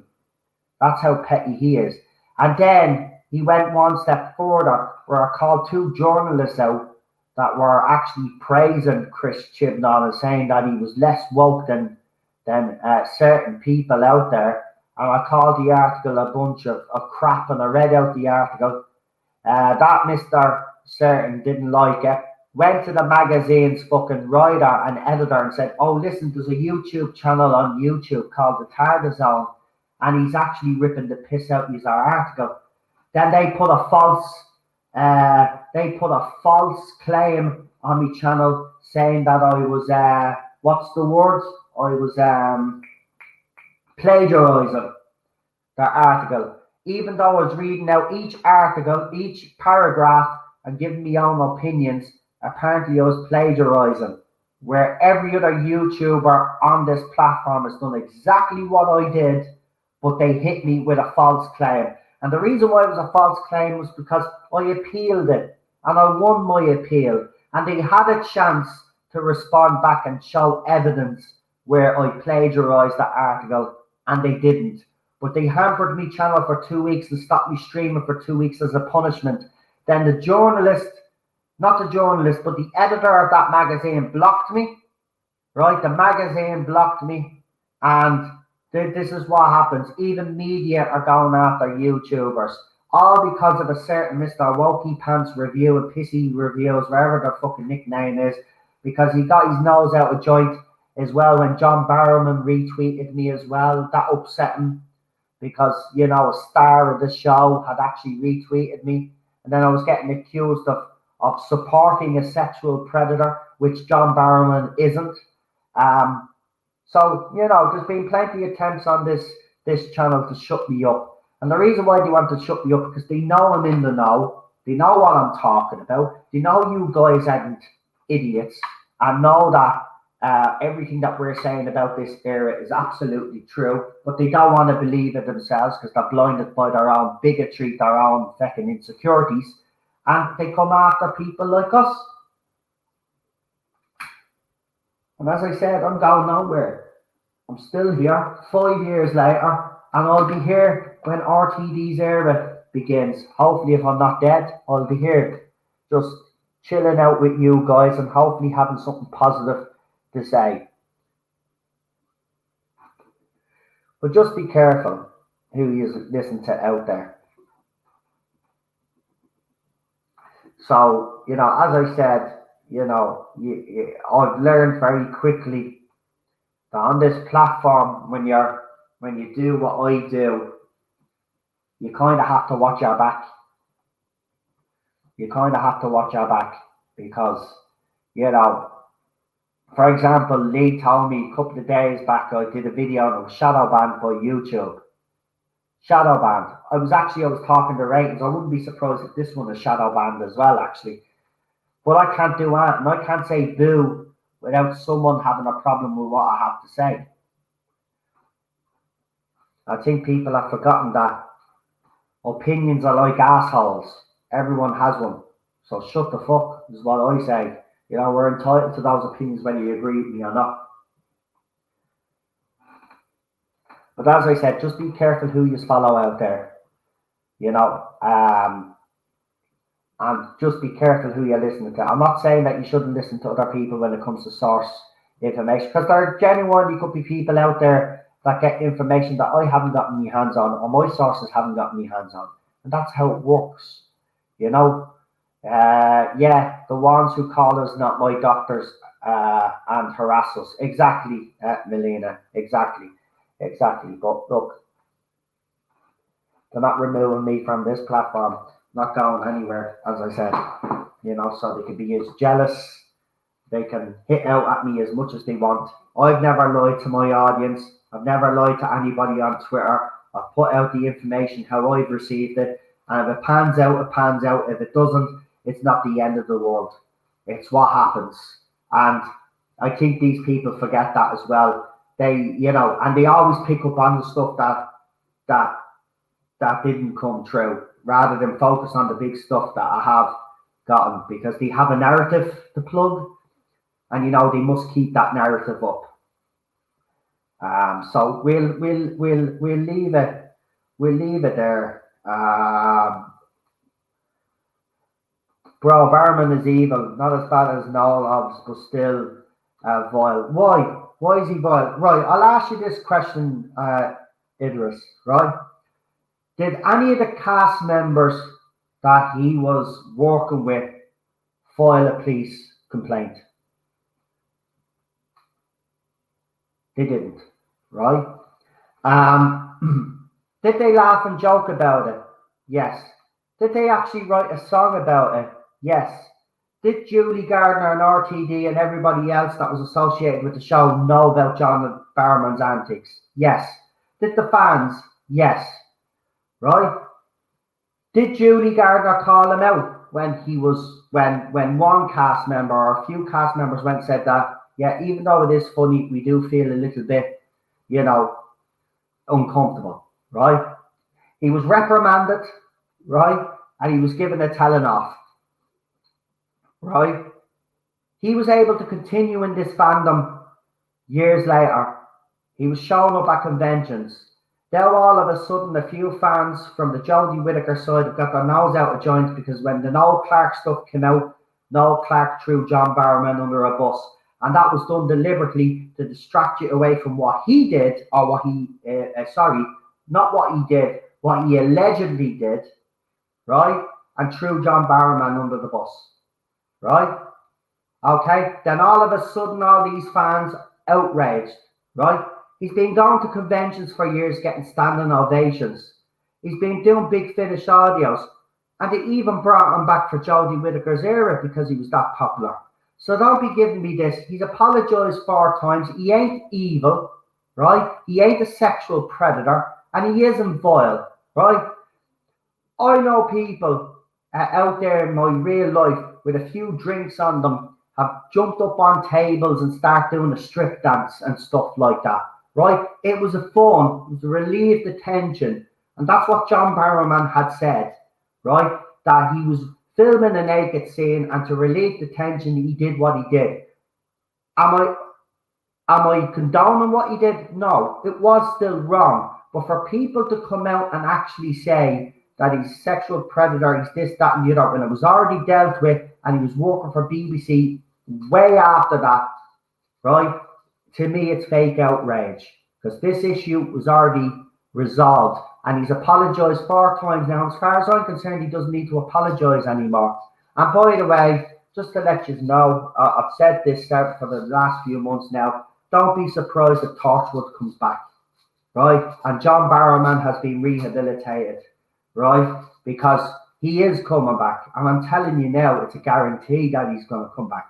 Because RTD, this whole thing, this whole Doctor Who thing, there's going to be an expanded universe, right? They want this to be like the Marvel universe. So they want to have spin-off shows galore, right? John Barrowman and Torchwood is coming back. Because BBC Three is relaunching, and I've just got a funny feeling. But that's the thing. John Barrowman, bro, if my daughter worked with someone who whipped out his member, does that not matter the context? I'm going to have him. I don't care what you do. You don't work in the film industry. You don't work in the TV industry. The TV and film industry are completely different to a normal 9-to-5 job. Okay? And as I said, right? As I said, he was reprimanded because 1 or 2 didn't like what he was doing, even though they knew that it was harmless and fun. And even the people that he did it to have actually come out and said it was harmless, that he didn't do, it wasn't perverted or sexual in nature. It was just John Barrowman being John Barrowman. And as I said, since the original incident back in the early 2000s, mid-2000s, when he was on the show, that issue was resolved. He apologised, he was reprimanded, and he's worked for the BBC ever since. And I do agree with John Barrowman. Where's the fucking loyalty? Where's the loyalty? And you're wrong about him not being popular. He's literally after being announced at Wales Comic Con. And he's literally after being doing Comic Cons the last couple of months. And by the way, ITV, yes, they did remove him from that dancing show, but they gave him his own show over the Christmas, and it's already up in the TV guide. John Barrowman is popular. I don't know where he's getting this. He's not popular. John Barrowman is one of the most popular actors, entertainers in UK television, and that's a fact. That's a fact. Right? He's so popular, in fact, that there are fans of John Barrowman on Twitter demanding to have his Big Finish audio release that was shelved, right? And I was told that that's BBC telling Big Finish what to do. But that audio that he's done will be released. That will never be kept shelved. That will be released one day. John Barrowman's rehabilitation has already begun. And I'm telling you, when RTD gets Doctor Who back on the straight and narrow, and it's on strong foundations, don't be surprised if Torchwood returns on TV with him leading the new cast, or maybe the old cast, we don't know, right? But he's already apologised. This is already, fans already moved on by the mid-2000s, because if they still had a problem with him and they were still angry with him whipping his member out, then it would have showed at the conventions. He would have got booed off stage, right? But watch the convention since, because I have. He's received standing ovations. The fans absolutely love him. So for people out there actually saying that John Barrowman isn't popular, he's talking out his backsides. He's as popular as ever, right? This was a bump in the road, and an unnecessary bump in the road, for the simple reason is that Noel Clarke, the little snake, right, decided to throw him under a bus to distract away from his alleged incidents. And that's the only reason. And you know what's actually funny is the fact that everybody is focused on John Barrowman. Yeah, what Noel Clarke allegedly did was worse, but yet the fans are focusing on John Barrowman. Where's the logic in that? Where's the logic in that? Allegedly, 23 women have came forward with the Noel Clarke situation. So where's the outrage from fans, right? Because there's still outrage over John Barrowman still to this day. But where's the outrage over Noel Clarke? Is it because he's black? Does he get a free pass because he's a black man and John happens to be a white middle-aged man? Is that what it is? Is it? Because I'm trying to logically put this in my head and try to figure out why Noel Clarke is getting a free pass. Explain to me why Noel Clarke gets a free pass but John Barrowman doesn't. Go on. You won't be able to explain it to me. Simple fact of the matter is that fans in this fandom are just a bunch of fake outragers. This issue was already solved with John Barrowman. As I said, the conventions proved that. His popularity being given jobs by the BBC, even bringing him back for Jodie Whittaker's era last year for Series 12, right, shows that he's still popular. So don't be coming in here and telling me that John Barrowman is not as popular as he used to be. He's as popular as ever. He's as popular as ever. And he's back at conventions. He's done Wales Comic Con. He's been announced for that. He's done other Comic Cons in America. He's about to do his Christmas show on ITV. Yeah, he's not popular, all right. Yeah. Don't be talking out your backside. He's as popular as ever. Right? And the fact that, and I'll just say this, the fact that Noel Clarke is getting, even though they are alleged incidents, the fact that nothing's being said about Noel Clarke, our fans are not talking about that, is disgusting to me. And by the way, just to make one point clear, I'm not justifying what John Barrowman did. John Barrowman has admitted himself that it was a mistake and that he shouldn't have done it, but he was trying to relieve the tension. I've also said what he done was out of order. But the fact of the matter is, I forgave John Barrowman back when he was reprimanded. There was no need for this to be rehashed again because a certain actor out there was trying to save his own skin and throw someone else under the bus. And for that reason, I think Noel Clarke is a bit of a snake. And even if he does turn out to be innocent, right, he's still a fucking snake. Because instead of fucking, focusing on him, he made sure that the attention was shifted back to John Barrowman. And to me, a person like that, I wouldn't trust a person like that. A person that's willing to throw you under the bus to save their own fucking skin? No bloody way. No way. He's a snake. He's a dog. Right? Even if the alleged allegations aren't true, he's still a snake and a dog for what he did to John Barrowman.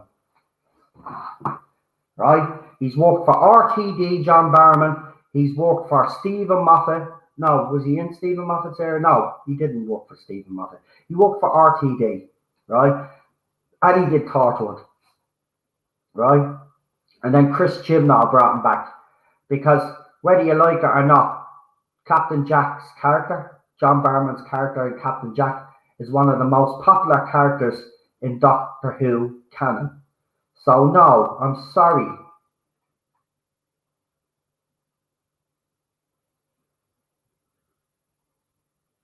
Listen, again, Matteo, you're missing the point. The point is that these whole incidents happened years ago. He was reprimanded for it. So you mean to tell me now because he was reprimanded, that's not good enough and he should be sacked and shouldn't have a livelihood now? He's moved on. It's been 12 years or something, 16 years or whatever it is since the incidents. He's apologized 4 bloody times.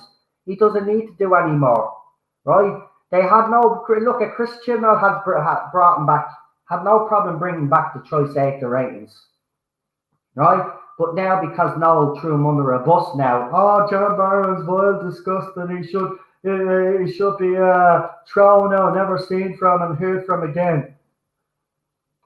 People can learn from their mistakes and people can grow.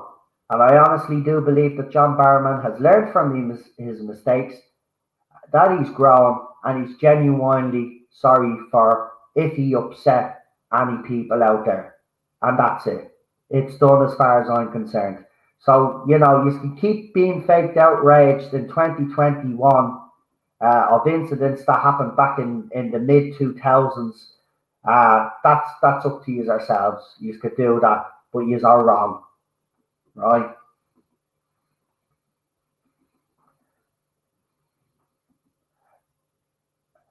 Chat, please address this mod. Problem being your comments are being clipped.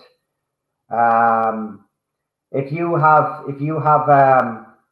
any problem with me mod, problem being you don't be talking to the chat, you talk to me. What is problem being doing that's so bad?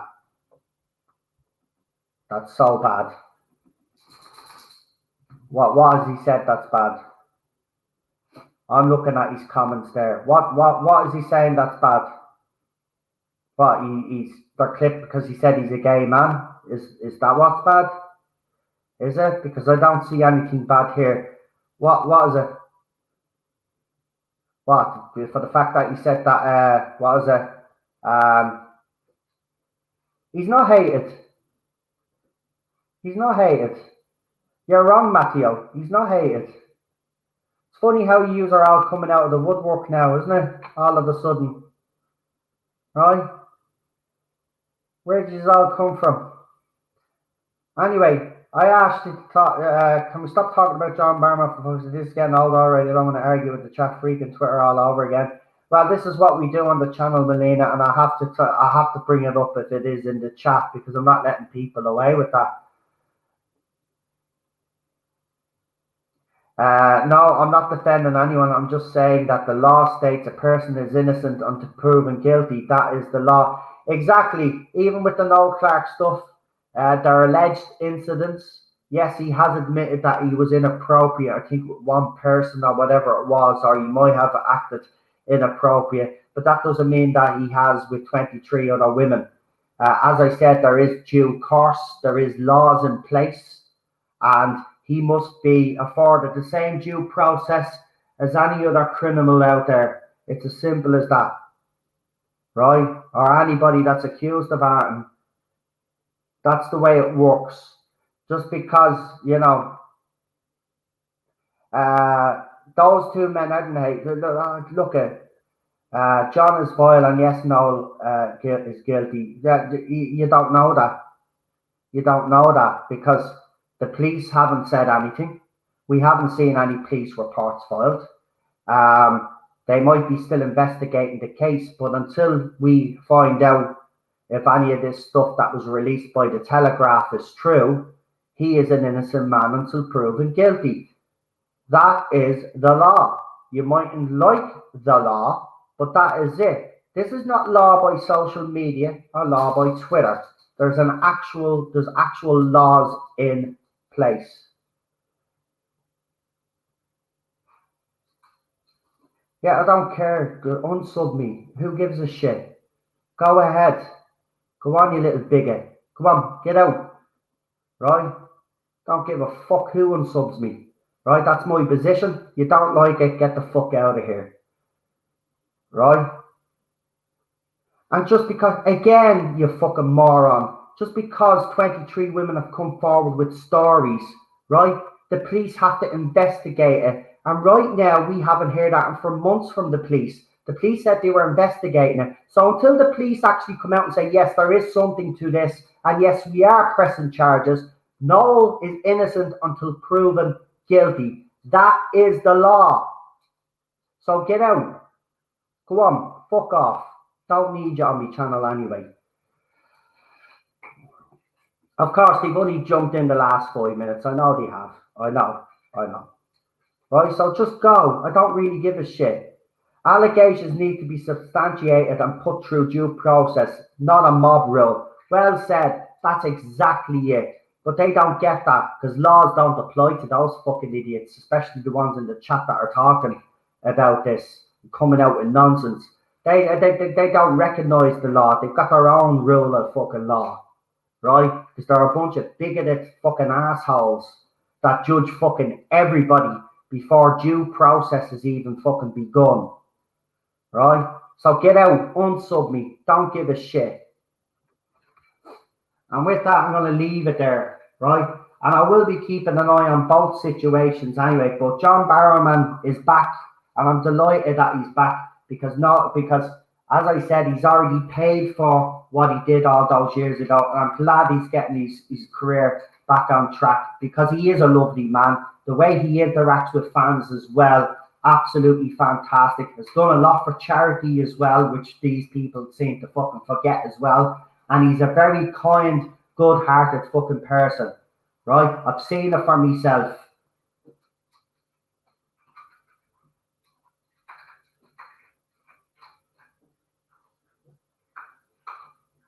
My wife came on this channel and spoke about her experiences. She was sexually assaulted, right? She backs John Barrowman. So explain that shit to me, right? Shut up with your crap, right? Get out of here. Go. I've never seen you idiots in here before anyway. Do me a favour, remove them anyway. I haven't never seen Matteo in this chat before. I've never seen this Morgan Jameson in the chat before. And you can get rid of Freddie as well because I've never seen these in the chat before. So remove them. I'm not going to tolerate fucking bigoted fucking comments and people that are literally talking out of their fucking arse.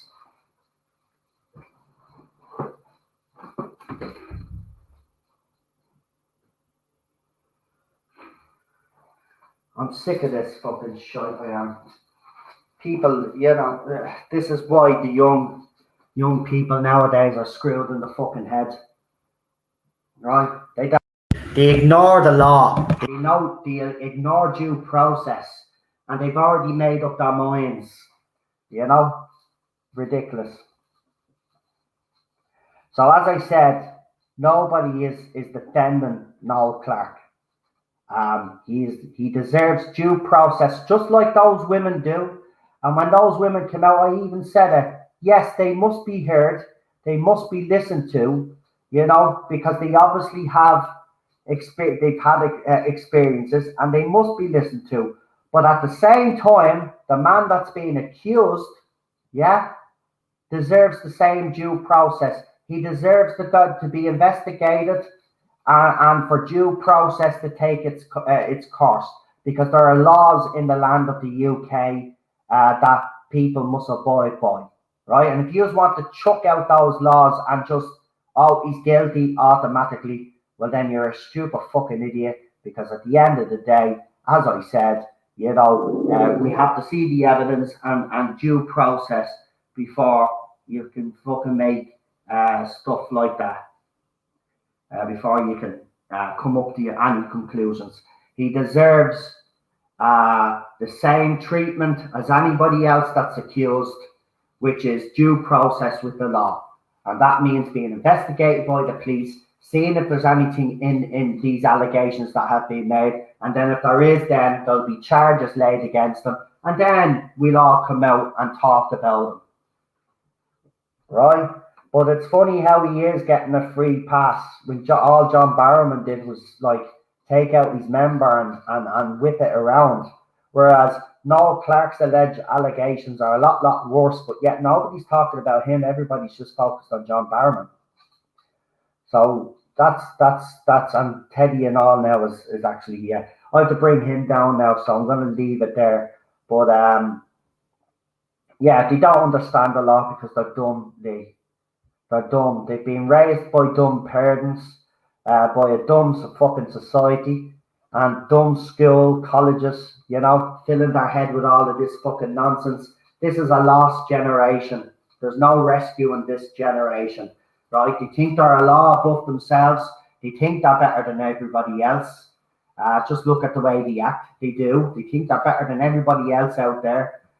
They think that laws don't apply to them, you know. So, look, I'm not surprised that that's the attitude of some morons in the chat tonight. But as I said, remove them. I haven't seen them on this channel before anyway. And the subscriber count is not going anywhere because I know they're not subscribed to the channel. But, you know, as I said,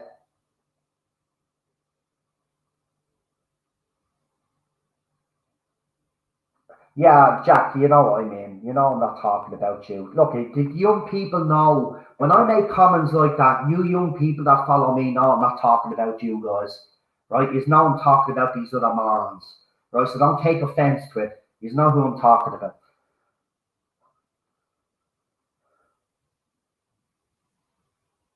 Yeah, that's it. That's it. Nobody stopped buying his merchandise either, but he's not popular anymore apparently. But there you go. Um, But look, we'll leave it there. I didn't really want to get into this, but some fucking idiots are gonna come into me chat and start making some fucking unintelligent posts or comments about a situation that was already resolved fucking 12 years ago or whatever it was at this stage. Well then I'm gonna call it out, right? You haven't got a fucking clue. There's laws in place, right? And if John Barrowman, listen, I'd be sitting here singing a different tune if those cast members that were obviously that use are all. And here's the thing, by the way, you know what? You know what the funny thing about this is, and I'll leave this with you. Not one cast member has ever went to the police with John Barrowman.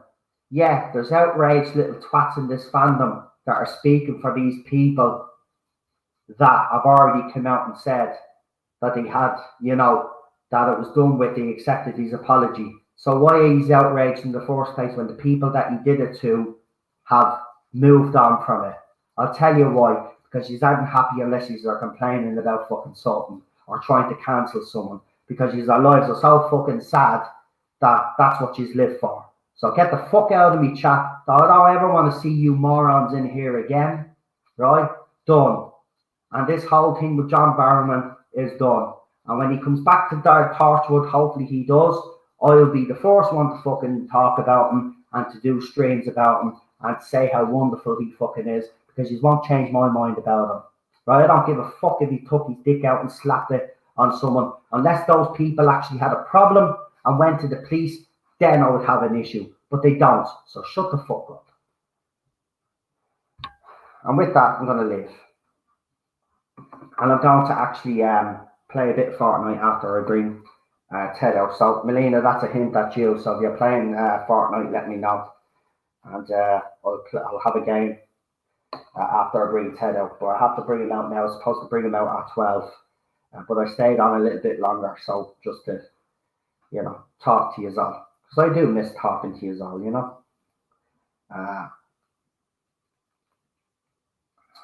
So that's it. I'm going to leave it there. These cancel culture mob love pretending like they are saints and never have done anything in the past. He that is without sin amongst you, let him cast the first stone. Exactly. As if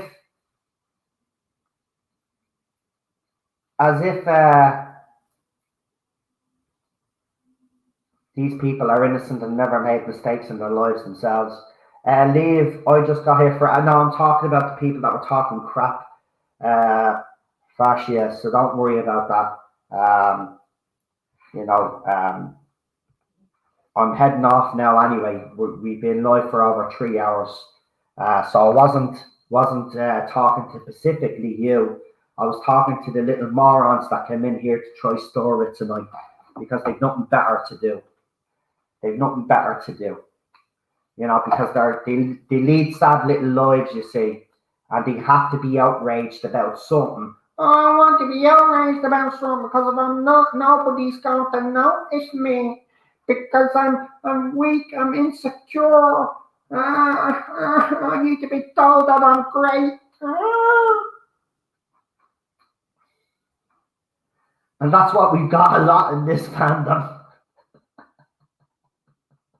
Oh, it's fucking true. But yeah, I wasn't talking to you, so don't take any offense to it. We weren't actually talking to you. We were talking to the other idiots. I accuse Lee of not calling me anymore.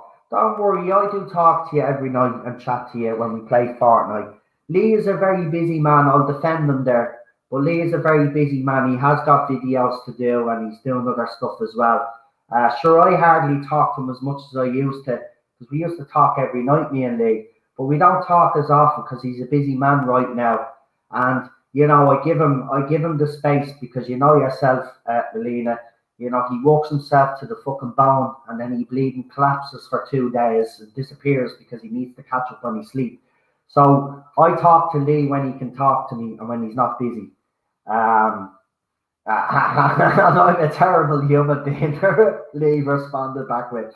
But no, I will always defend Lee. And I know you're only taking the piss, by the way, Melina. But what you call it? Yeah, he's very busy. He's busy. He has loads of stuff to do. And you know what Lee is like. Once he gets the bug to do something, there's no fucking stopping him. He disappears for a fucking couple of weeks, couple of days.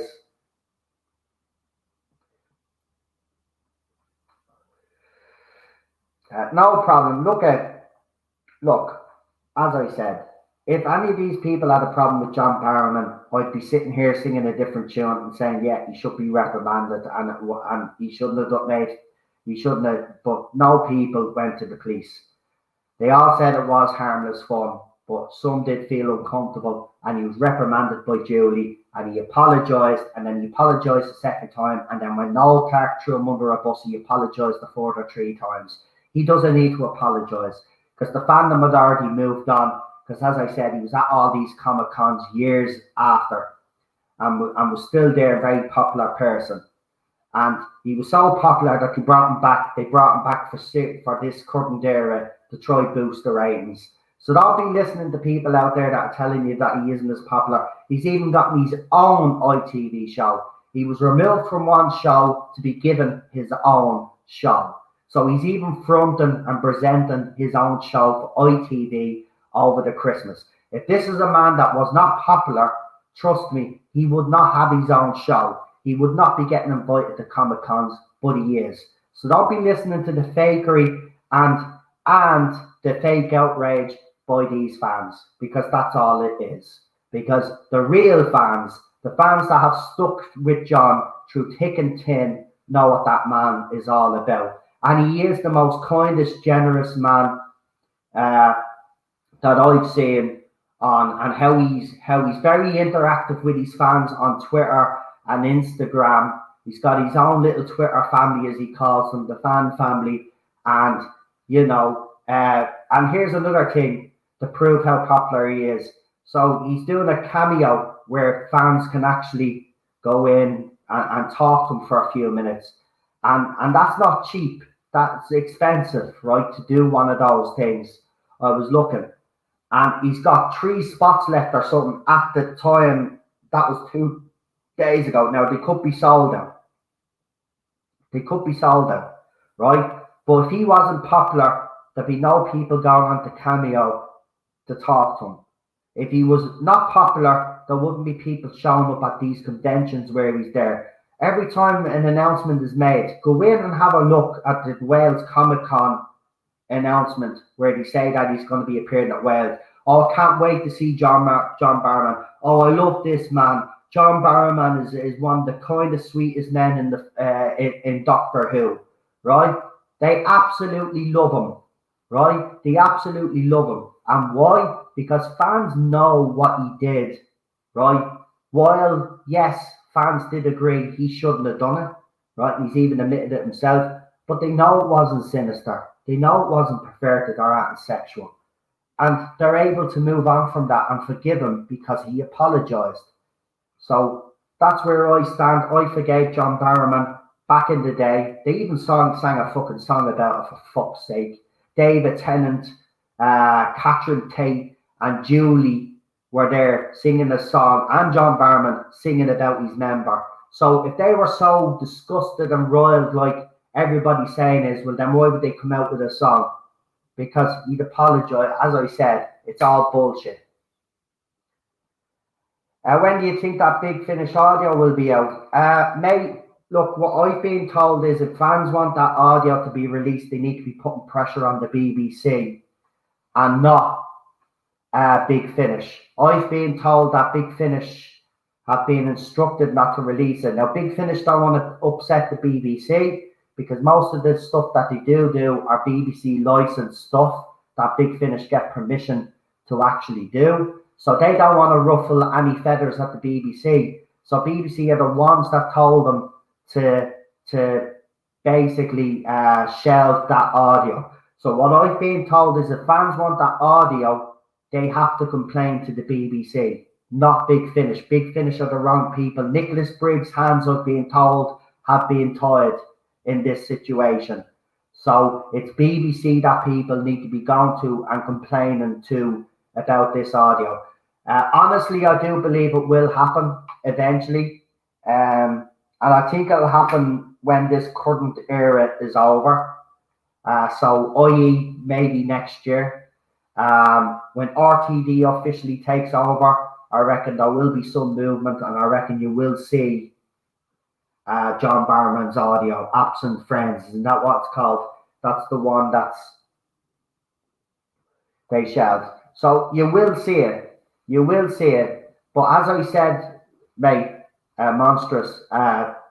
It's BBC. Everybody needs to be complaining to. I have seen John Barrowman fans actually go on to Big Finish and keep asking, why haven't they released Absent Friends? It's the BBC they need to be complaining to, not Big Finish. Oh, you've just reminded me, wasn't there a comic cancelled which was meant to tie into the Series 13 with Torchwood? I'm not 100% sure, but I think you are right. Also, that interactive thing that they have, John Barrowman was taken out of that and he'd recorded some stuff for it. What was it? The thing that flooded, and then they've just recently reopened it again. There's an interactive thing where John Barrowman was supposed to feature and they removed him.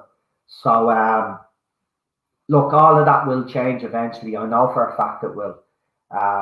There's no way that you can keep a good man like John Barrowman down for too long, and he's already proved it. And by the way, you know, I don't blame John Barrowman in some of his responses to these nasty fans.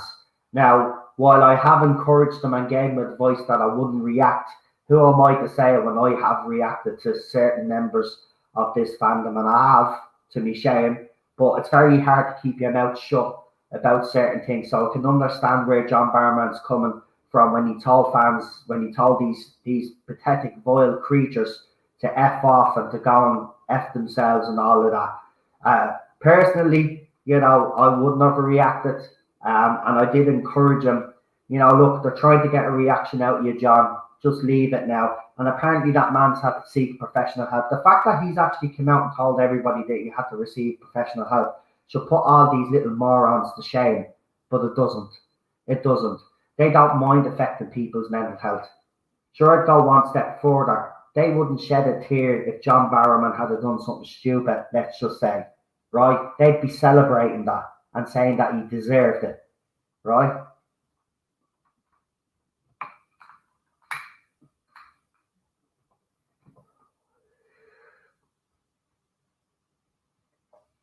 So I'm going to leave it there anyway. Stop setting up sock accounts, you loser. It's grand. I'm heading off now, Lee. But look, it's all my regular listeners and viewers. I want to say thank you for the continued support. The Doctor Who panel, it's only the night before, has already reached 962 views or something. So it's done very well. So I think this one is going to perform better than the last two, believe it or not, because we haven't even gotten into the full midweek yet. So I want to thank you all for coming and joining me and continuing to support this channel. It's really appreciated. You know me, folks, I'm a straight shooter. You know, I have my own opinions, but at the same time, we do allow other opinions in here, especially if you're not a nasty piece of shit, you're grand. You know, we've no problem with anybody making any comments in here. But if you're only in here to store it, well, then you'll be called out, and that's the way it actually goes. But I am back tomorrow for the TARDIS Zone Talks. And this is for people who have watched the latest episode, but haven't had the opportunity to come onto the channel yet. As you know, we do have a set panel for the Series 13 reviews with myself, Lee, Charlotte, Sigma, the Real Super Doctor, and I know I'm forgetting someone else. Am I forgetting someone else? I think that's the panel, isn't it? Myself, Real Super Doctor, Sigma Leher, Lee, Charlotte. Yeah, I think that's the whole panel. But tomorrow, we give you guys the opportunity that haven't been on any of the panels during the week to come on and to discuss how you felt about this week's episode. And as Melina has already said, which I was hoping she wouldn't, but she's already let the cat out of the bag. Melina will be one of our guests tomorrow and will be discussing what she thought and how she felt about the latest episode, Twice Upon Time. So come and join us for that. Very busy week, as I said. So come and join me. Plenty of content to come. Don't forget to hit the like, share, and subscribe button. And whatever device you're using, go into your YouTube app, go into those settings, and go over to the notification and put it across, because YouTube, obviously, when I do go live, the notification doesn't come up straight away. But if you do hit it on your actual device, and you change the settings on your actual device and you put notifications on, you will get all notifications. So you don't miss a video, a panel, a live stream. So thank you again, everybody, for the support. And we will talk to you all tomorrow. And thank you for all taking part as well. Thank you for your questions as well while we were talking. Obviously, we did start the first half of this stream about the ratings and what I thought about it. And I know people will have different opinions about the ratings and stuff like that. I just don't like the people that blatantly spin it. And you know me, guys, I won't tolerate that. At the end of the day, you can spin as much as you want. Unfortunately, Doctor Who Flux is on the decline and continues to decline. And it's sad.